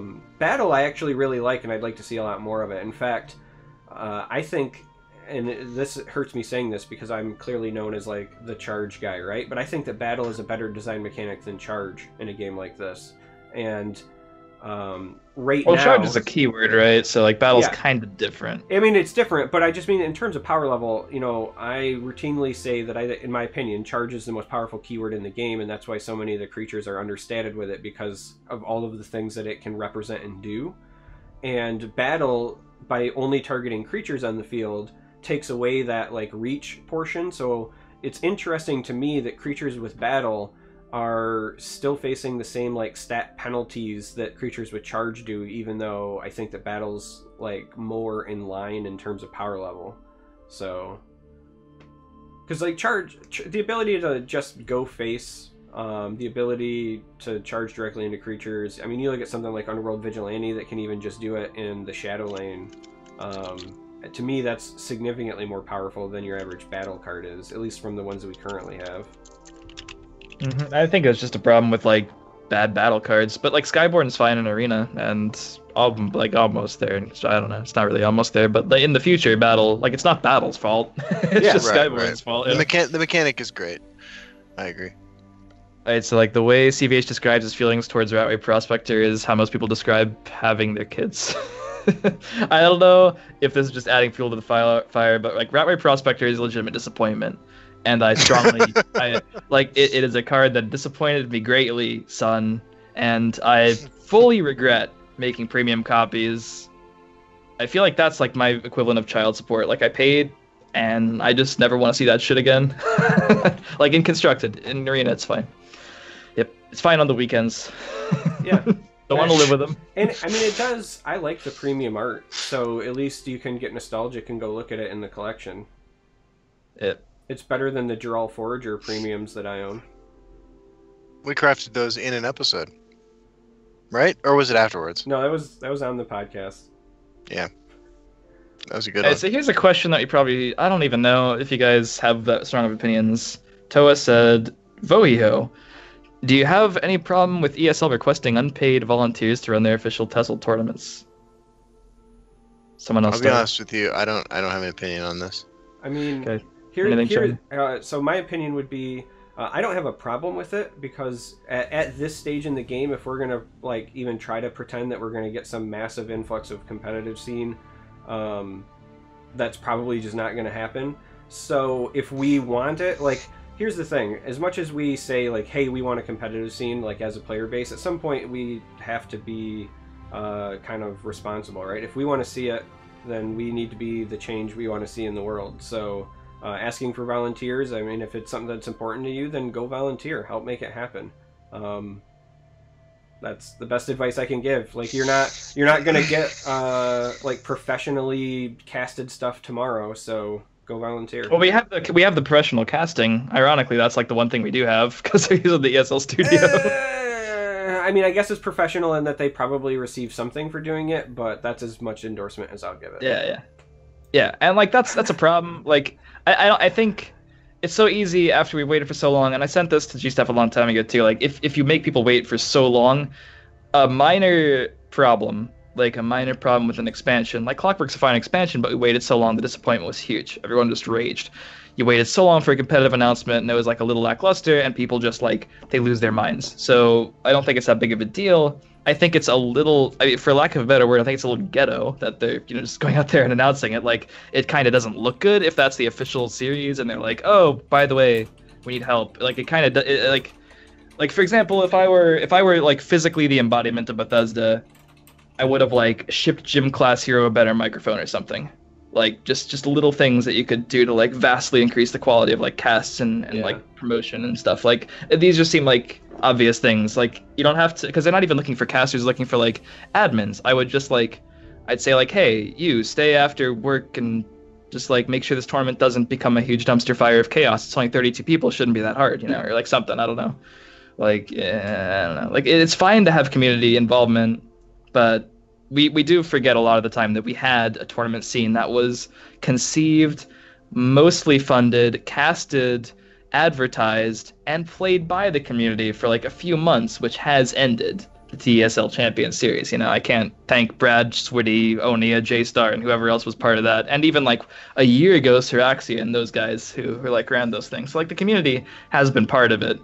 At times it can feel like there's more people working for the competitive scene in the community than outside of it, and that part is the ghetto part of it, I guess. Like, because I was part of Kaijudo, and Kaijudo was much the same thing, where it was much of like, oh well, we were trying to do our thing, but you guys have to be part of it too, and word of mouth advertisement is important, but like I can't word of mouth advertise as well as Wizards of the Coast can actually promote, and I can't run a tournament or help admin one the way professional tournament admins can do that. Like, yeah, at a certain point, if you want to take that next step, the TESL Champions Series still exists, but like it's had its, we'll call them massive speed bumps. It still exists though. Like it still exists, and like I definitely thank the work you are doing now, and anyone else who's as part of like I guess Ian Bits and like anyone who's casted, anyone who's played a part. There have been so many people who have played parts that I don't know ESL structure. I don't know how many people are working for them, but like, would it technically be that hard to get someone who is on staff to just admin a tournament? I just don't know. It's not so much the principle of it, because I think we should all play our part in the game as well. It's just like the actual functionality of it. Is this really necessary? I don't know. I honestly don't know. That's my issue. Because it is like the only tournament. It's not like there's like 5 tournaments a week and they just can't admin all of them. Right. It's just like, yeah. Like there's so many ESL tournaments. Yeah. But that wasn't the first time. They've asked for admins like last month too. And I guess that didn't go well because they're asking this month. So I don't know. Yeah. I mean, I will say this. I've never participated in one of their tournaments, but I've also never had the desire because... And maybe that's why they're looking for admins. Yeah, I mean, I feel the same way, but I feel like I should have the desire, so I feel worse because I preach about competitive scene, and then like something comes around, I'm like, Yeah, I feel just as bad too. I feel bad every time that I can't make a tournament, but one, my schedule makes it rough, and then two, it's kind of the same thing with casting, right? Like even this podcast, I know that I could do a lot to improve the audio and whatever, but I stream and I cast from a very tiny, like almost should be a closet in the back of my basement when my kids go to sleep. I just don't have the... I would need to soundproof everything or whatever, but we're gonna be house hunting soon, and hopefully one of the things. Really? One of my things on the checklist is a dedicated space for me going forward. So that we're doing the same thing. Yeah, that might change. Nice. That sounds good. I'm surprised the mic is so far away from you. Honestly, I was always like, wow, it's like way above your head. Does that work? It's because this is a Blue Yeti mic, and despite even putting everything on low, it picks up absolutely everything. So this is the subject of like 3 months of me trying to fiddle with it to make it not absolutely horrendous, and then even then it's pretty rough. Like it might just be also the soundproofing in my house, but I can put this on the lowest gain setting, and I could like drop something upstairs like 5 rooms over there, and my mic will pick it up. So even with noise suppression filters and stuff? Well, so right now I've got it set up so that it will do a bunch of that through OBS, but I also, the problem is that, you know, as you know right now, we're going through OBS, but I'm also on Skype, and I do other, you know, I play other games, believe it or not, that aren't Legends, and that use voice comms, and so I had to try to configure it in a way that was good for both that and this, because like I don't own a gaming headset, like it's just this. If I had a gaming headset that I could just slap on, that'd be a different thing, but 5 rooms, what a mansion. Well, I have 2 kids though, Toa, so like my 5-bedroom house isn't... Anyway. Yeah.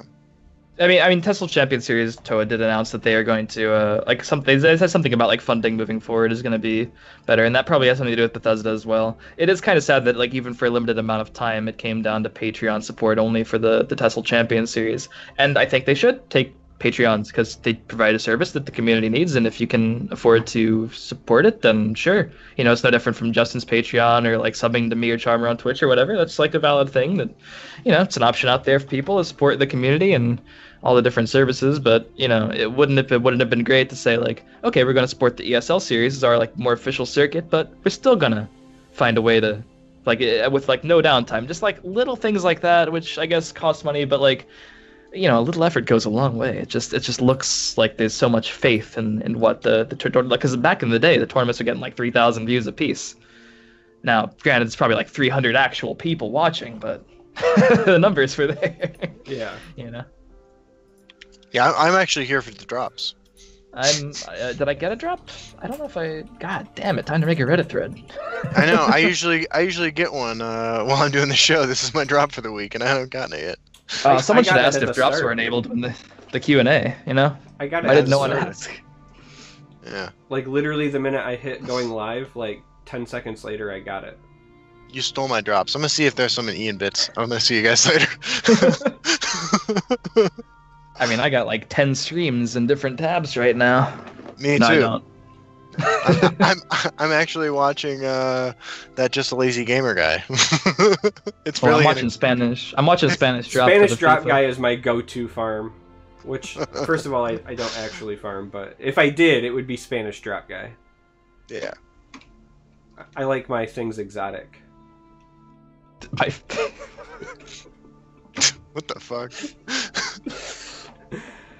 Don't judge me. We all have fetishes. What? Like a paraphilia? If you win a drop in a stream on a different language, does it announce the drop in a different language? That'd be kind of nice. Oh yeah, that would be legit. You get a little message. Is this a bad time to point out that both rebroadcasts are beating us in viewers? Yeah, it's a bad time. Too late. I already said it. Okay. Yeah, that's alright, man. Yeah, it's fine. Yeah. Oh, There's Yum no Yum FIFA mentions. either. So, like, legit, we haven't actually done like true cryptocurrency references. Yum Yum mentions got to get the refereeum farming at the same time as farming legends.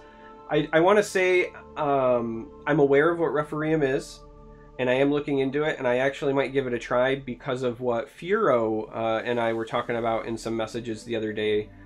He said even if you don't give two shits about the cryptocurrency stuff, their website basically is like an extra listing for the people who participate, and that he was getting additional people coming to the stream as a result, and I am always a fan of trying to introduce new people to the community. So that might alone be enough for me to give it a try, whether or not you care about any of the other aspects of it, just because I like getting the word out there.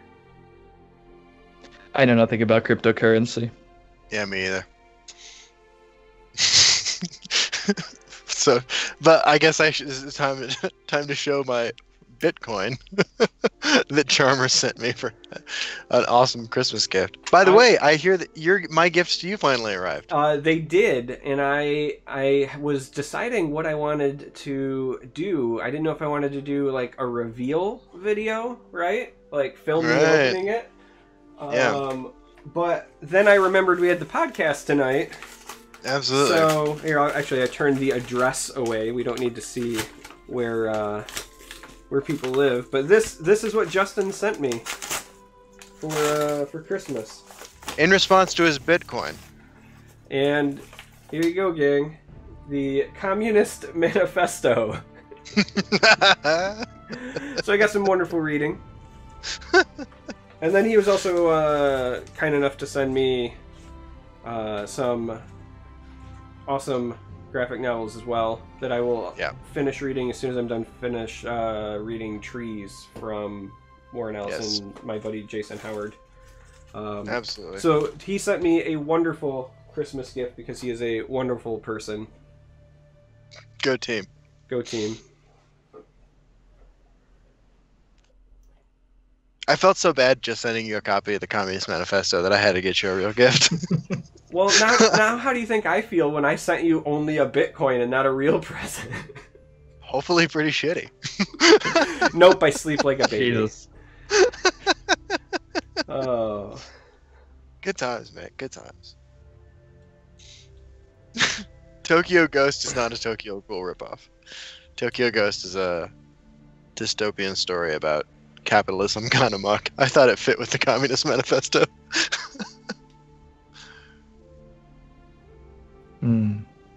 You might say that they live in a shithole in the future.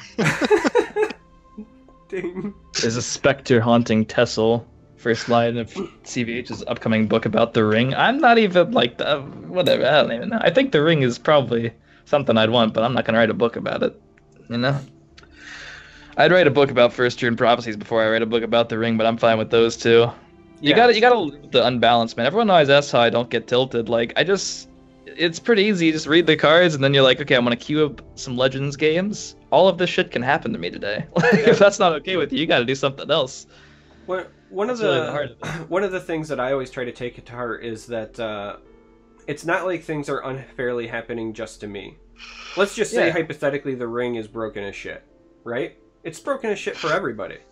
So we're all going through it together. We're all in this together. All we can do is smile and help each other out, bear with it. That's right, man. The first of the three noble truths is that life is suffering. Get with it. Yeah, we all go through, what is it, Dukkha? I never pronounce it right. Yeah, I mean, I don't know how to actually pronounce it. The guy I learned meditation skills from speaks English as his only language, so. Yeah. Well.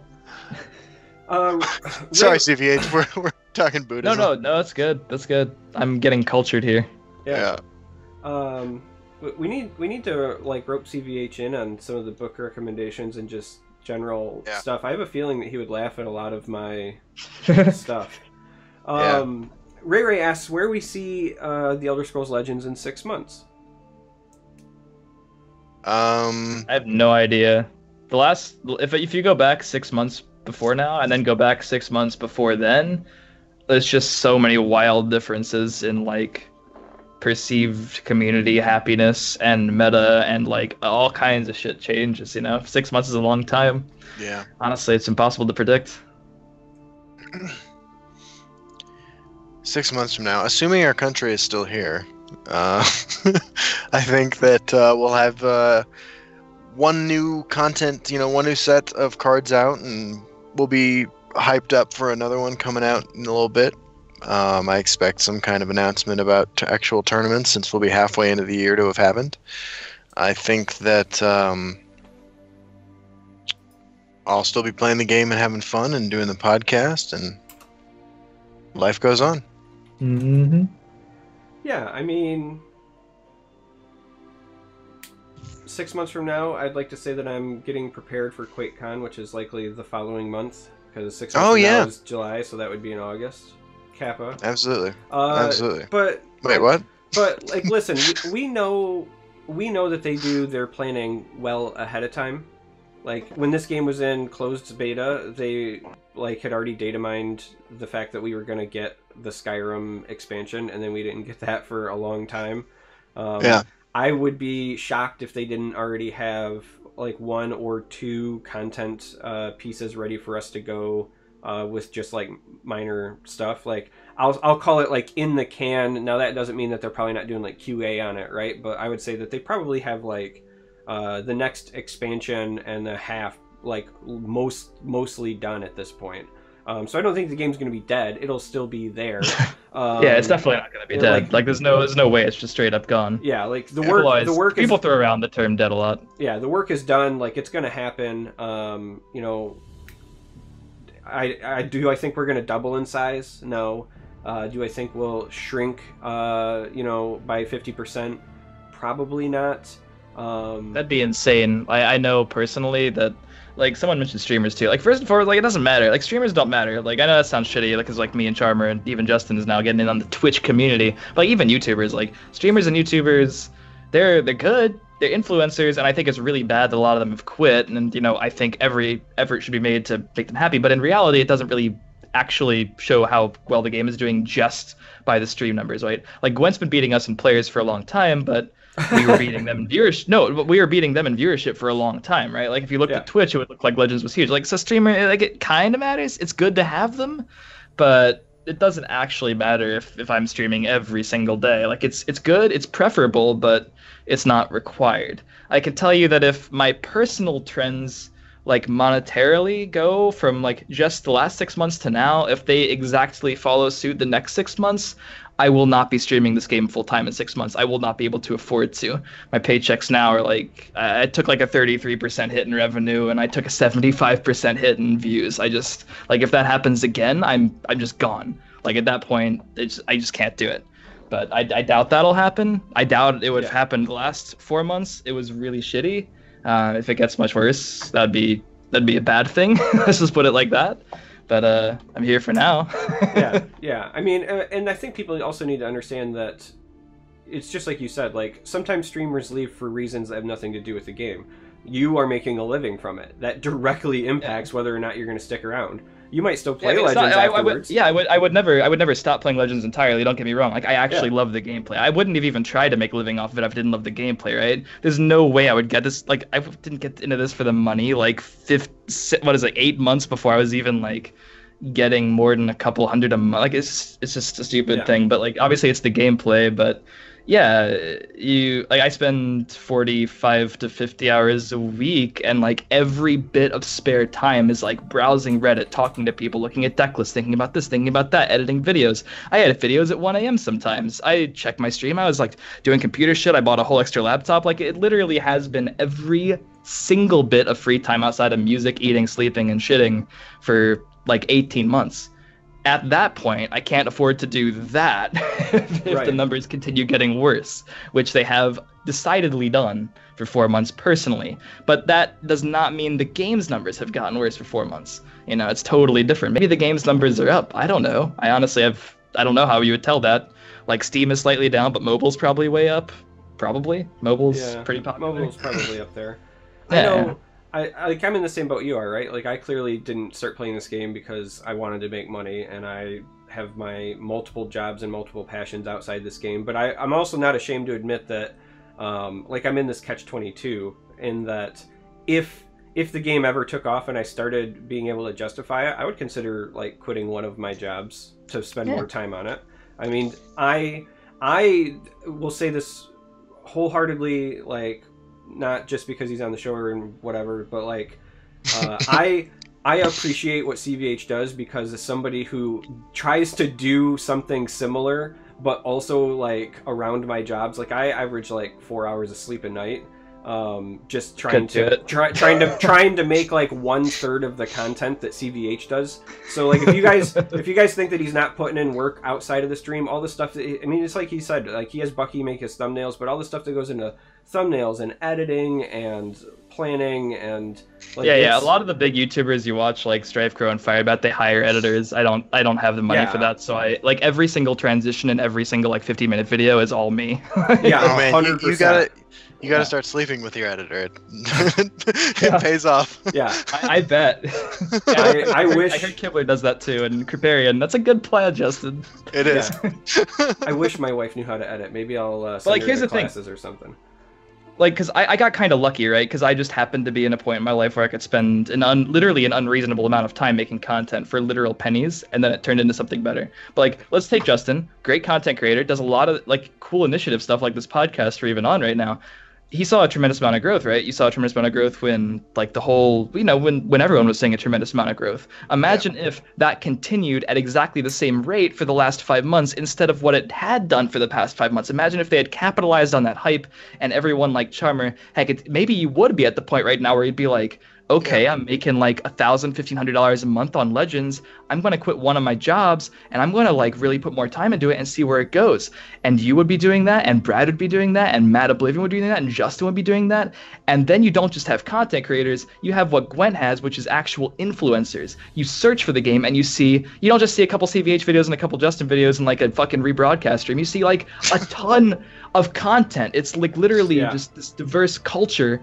And it's good. Logway and Merchant and Swims, and like I know exactly what you mean. You know, Ash Cosplay. They've got their whole thing like they're going. Good content creators. They're not like objectively on this other level from Justin and Charmer. They're just like they played a game that continued to grow in the medium they were presenting, and they were like, okay, now I can dedicate more time to it. Because most people don't just do that first, and when you do, it doesn't always work out. You know, it'd be pretty cool. That'd be pretty cool. That was a really good speech there. I appreciate that. Thanks, Justin. And I hadn't thought I'm sorry about I got a little bit heated about the rebroadcast. No, dude, it was hysterical. I was trying not to laugh over you because like I love slamming those guys, frankly. But it's all right. I mean, I think they're fine people. Just looks not great. Like I'll throw this out here too. It's not like there's any shortage of content to create. I have a list. Again, I know that I'm the mutant, not the herd when it comes to my schedule, but like I have a ridiculous list of shit that I want to make that is like Legends related. Whether it's deck spotlights or what I call like theme crafting stuff, which would be non-competitive decks, but they're at least cheeky and fun for people on casual, to meme videos. I still really want to make my like parody drop farmer thing. Like I have this huge list of stuff that I don't have the time to devote to it, because at the end of the day, like I got to feed my family. And so if we'd seen growth and I could have like considered like, okay, maybe I just don't teach at night or something. Don't get me wrong, I love teaching, but yeah, I love making like content for this too. And if we had a competitive scene and I could actually transition to taking my professorial skills from that and going here, then I could theoretically still be teaching. It would just be to a different audience. But like Legends has content to be made. We just have to have a reason to do it. Yeah, and like again, competition. Like I think at Tolarian Community College, that guy did a fantastic video on like the worth of the Pro Tour for the average player, because not like the financial worth, because the average player doesn't really ever get to the Pro Tour, obviously, but like the things it does for the community, and like how the massive amount of content without, like, imagine going to any Magic website, YouTube video or stream without the Grand Prix or the Pro Tour existing. You know, the content creators wouldn't be able to do it. They would have less things to talk about. It'd be crazy. Also, what do we think about the game's penetration outside of EU and NA? No, seriously. The way you fucking said that, dude. So I mean, like, looking at my viewership numbers on YouTube, which by country is, I guess, the best way for me to answer that question. Most of the viewers come from North America and Europe, but like I do have a significant amount of viewers in South America, Central America. I mean, I know Central America is North America, but South America and Asia. Like I mean, it's pretty well dispersed. Yeah, I've seen some people from like South Africa and like places I wouldn't have expected. I don't really know what's ever going on in Asian countries. Like I don't know. I don't think this game is available in China due to some like crazy internet wall. I think it has something to do with the App Store or something, but. Yeah, I mean that's a pretty big player base to pull from, but I think by now, like if this game isn't out in a certain country, like I hate to say the ship has sailed, but like the ship has kind of sailed for like all of a sudden, but like that's okay, right? It doesn't need to be.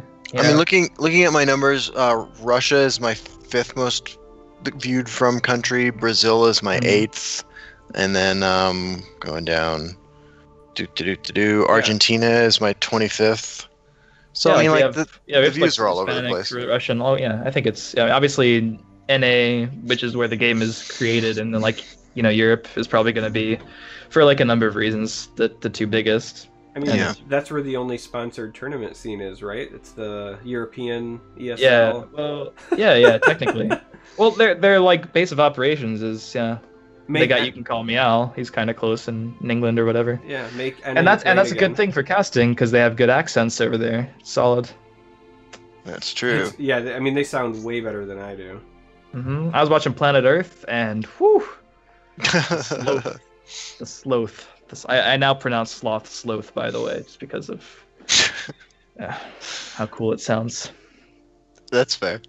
I mean, I have words that I do that with. Like, instead of saying fajita, I only say fajita. Mostly because it's really puzzling in drive-thrus. Justin's face. What, you don't like a good sloppy wet fajita, Justin? Brother, come on, dude.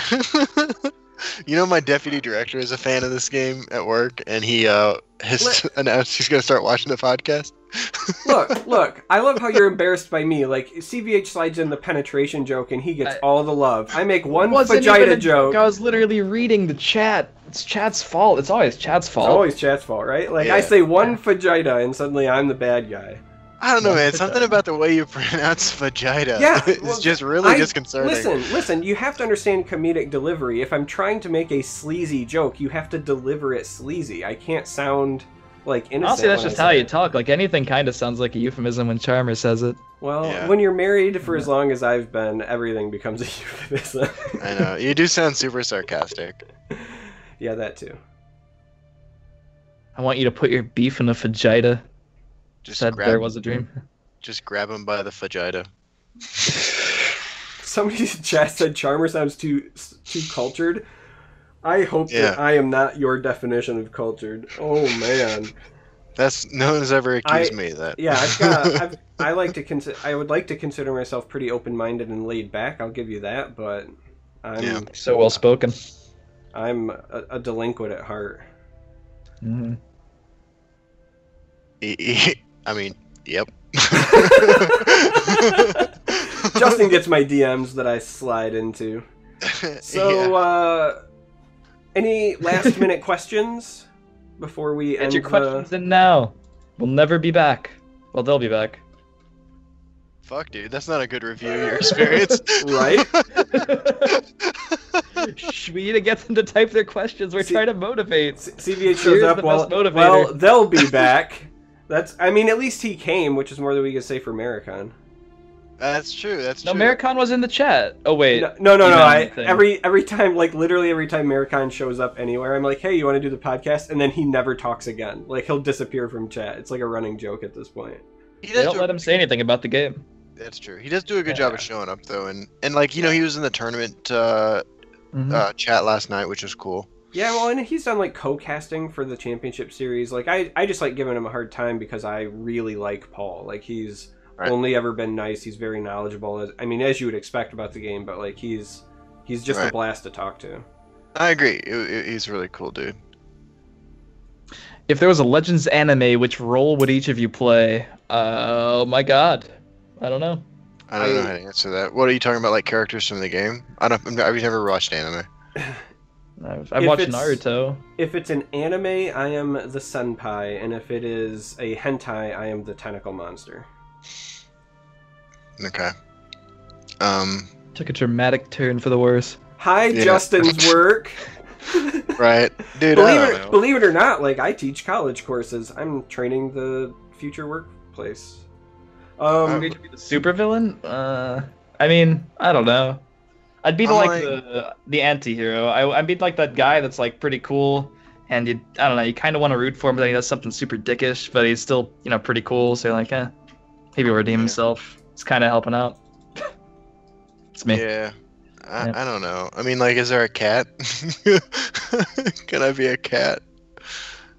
My glasses aren't blazingly bright even. It's very late here. They're reflecting the harmful blue light from my screen, so I can stare at the screen for this many hours a day.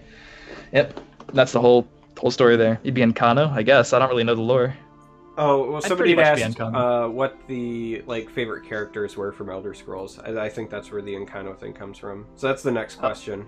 Oh, my favorite Elder Scrolls character is Maik. Damn it! I know. I fucking got you before you could say it. Yeah. Buff Khajiit, whoever that guy is. Yeah. If they ever make a Maik the Liar card, they need to let Justin and I reveal it, and we'll both dress up like Maik and pretend that we're the real Maik because we're both liars. Yes. And then we'll reveal cards, and neither one of them will be the correct card. We gotta get super meta with it. They're obviously not gonna give us that card to reveal now. Skrillexy asked a really long question. You guys can read it. It's too much, but you guys can read it. But I'm gonna try to answer it. Like, I think everyone recognizes how much the game can grow. But, like, look at it from, all right, pretend you are literally the one person in charge of this game. You say to yourself, Hearthstone's making a lot of money. Our Elder Scrolls games are making a lot of money. You know what I think would probably make some money is if we combined the two concepts and formed an Elder Scrolls card game. So, like, at the end of the day, it's about the bottom line, right? Like, this game can grow, but they are legitimately trying to get people who like other card games into their universe of Elder Scrolls, and they are trying to get people who like the Elder Scrolls to spend more money on their games in the form of digital cards. So, like, that is the actual goal. You guys didn't know. The gameplay is important too. Let me posit a hypothetical question that I don't know why, but it's just occurred to me. What if Elder Scrolls Legends was never meant to be truly successful in the way we think it is, and the reason that it doesn't get marketing is because it is the marketing for the next Elder Scrolls game? You mean never thought? I've thought about that. I'm ashamed to admit it, but like legitimately, because we're now getting stuff like Mechanar and some of these other characters popping up that have not appeared in other games, right? Like, what if this is some long AR marketing campaign for Elder Scrolls 6 that they just put in. But that's the thing, right? Like, some of the best ideas and things that succeed come across as mistakes, right? You think Hearthstone was meant to be this huge spectacle? It just sort of happened, right? Duel Masters was made to get kids into Magic. It was a gateway drug for, like, it's like magic that 8-year-olds can understand, because the only market that Wizards of the Coast hadn't conquered were people too young to enjoy Magic. So you get them in with Duel Masters with, like, a cute little cartoon, and it's like a very simple gameplay version of it, worked on me, and the idea was that you'd get into Magic. And when Duel Masters died, a lot of people got into Magic. You know, it's just so, like, maybe this could be like, hey, Elder Scrolls fans, we would appreciate if you'd like another one of our game, just because we make great games and we also like money. And also, if you don't like Elder Scrolls, but you like this giant thing called Hearthstone or this other giant thing called Magic, have we got a game for you? The gameplay is better. It's made by Direwolf. They're pretty awesome. Please spend your money here. And that's totally fine. I want them to want to make money because if they make money, the game lives. It's a good plan.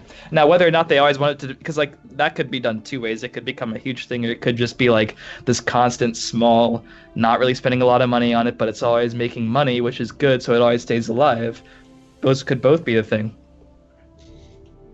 or one or the other. Either way is okay. Game lives either way. Game is actually at a bigger risk if they spend a lot of money on it, because then it might not return the investment, right? So I mean, I really don't know. I'm not a business major. I have a lot of friends who spend a lot more in college than I did, who would be better equipped to answer that. Yeah.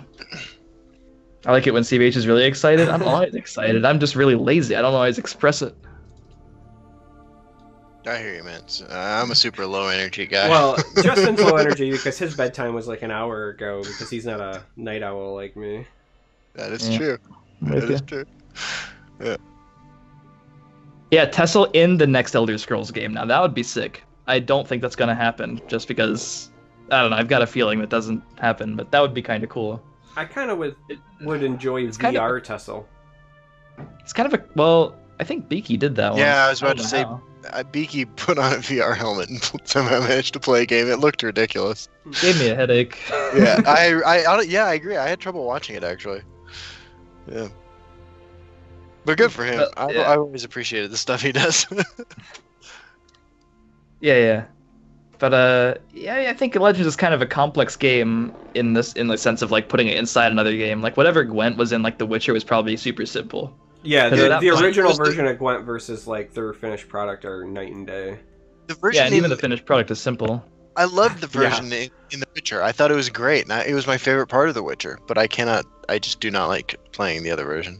But like at that point, like you're literally, if you're putting it in a different game, you are literally getting people with zero card game experience ever. People who probably don't know Magic the Gathering ever was more than like that weird thing the D&D folks did or whatever. You got to make it really simple, or it's going to be that side thing that is just distracting from the actual game. That'd be hard to do, hard to accomplish. Yeah. Because the game was honestly built for a really intriguing play. This is not Go Fish. It's not necessarily Magic, okay, but it's literally Hearthstone's core with added depth, which is sick. I was like, wow, it's Hearthstone with depth. Right. Hell yeah, the card design is good and it's interesting. Let's go. I remember when I was in the closed beta, like I kept playing Hearthstone for a while too, and it only took like a month of playing Legends, like even in its like super unpolished state back then, before I was just like, I can no longer play Hearthstone without just like hating myself. Yeah, it took me about a month. Like legitimately, I got to the point where I wasn't even logging in to get my like daily rewards anymore, and I was like, wow, that's how I knew I was kind of stuck with Legends at that point. In a good way, I mean, right? Like it was one of those, like I was thinking about decks in my free time, and I was doing a bunch of stuff, and I'm still that way. Like I love the game. I don't think about decks anymore, but like the other day, I will say like 2 or 3 days ago, I was at work, and I was like, I was thinking about like things I've never done in the game before, and like when I realized I'd never played Barter, I was like, I gotta fucking give somebody an Iron Atronach. Everyone relegates Barter originally to a meme, but I did win a tournament game with Barter before. It's a real thing. What'd you do? I was using College of Winterhold in my scumbag control mage, and I got a Barter off of it because the other cards were like Lockpick and something really bad, like Lockpick and Grand Ball. And then I bartered like some shit in my hand, and I stole my opponent's Odoving, and they conceded immediately.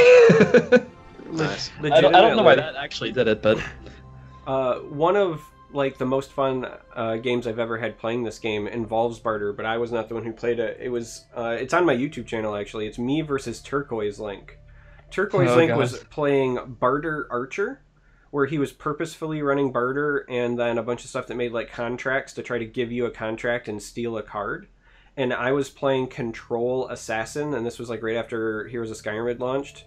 Because again, just like when Black Hand Messenger, like I want to make Control Assassin work. I keep going back to it, But at the time, like, I was playing what was considered a very, like, weird deck. Nobody was playing Control Assassin. He was playing a very weird deck, and it was one of the most fun games I've ever had.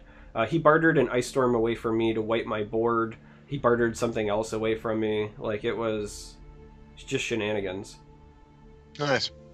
I found a really good, positive, uplifting question. I'm not being sarcastic, it just always sounds like it. Was there a specific moment for any of you where you fell in love with the game? It was a good answer. I think I know mine, if you guys need to think about it. For me, it was before I even played it. Honestly, it was like... I heard about it because Bucky played a lot of Elder Scrolls games, and I guess he heard about it. Like, oh, he basically put it as like, oh, there's like a Hearthstone...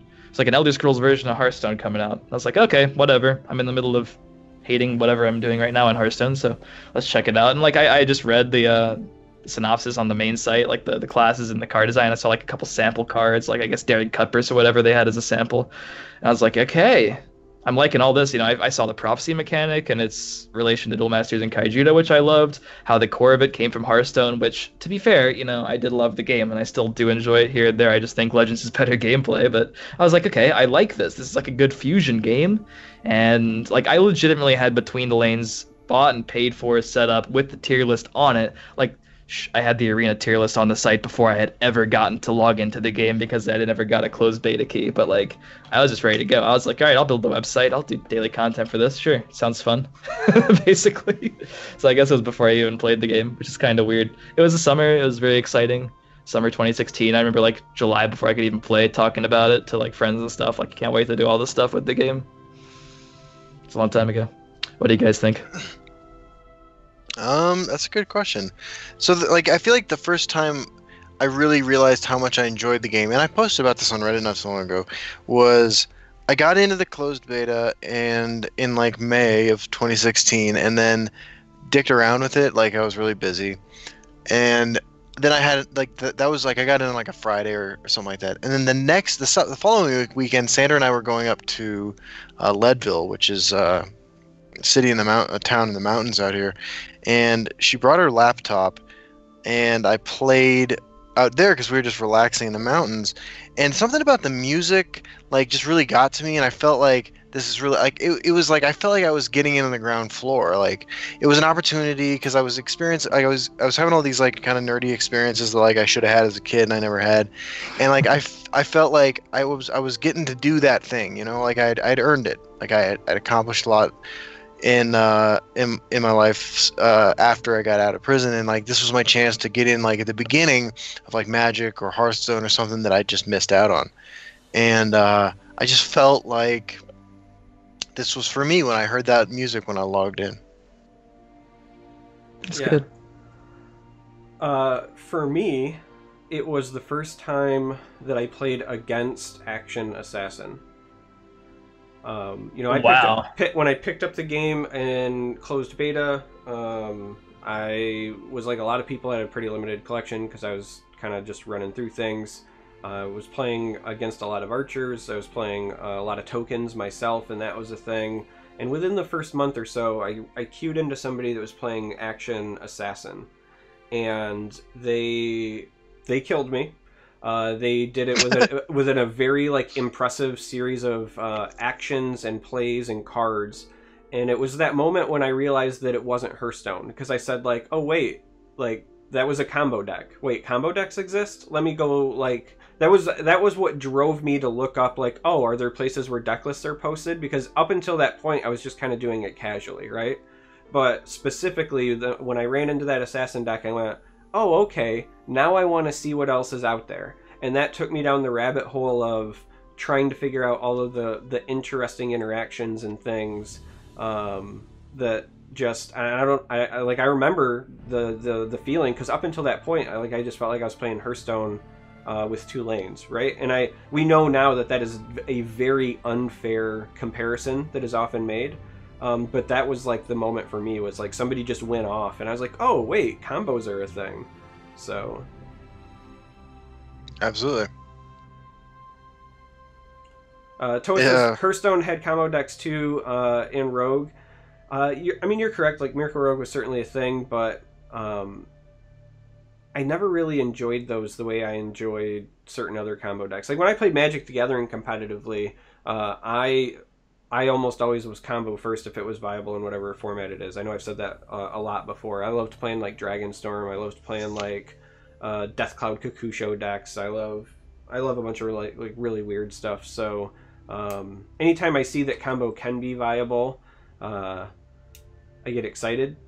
And though Hearthstone has had combo be a thing, it's not like I would say that this game still supports combo archetypes more than Hearthstone ever did, just because of the presence of like Leafwater Blessing and the presence of Wisp Raider and Ring Dawnstar interactions, and I don't know.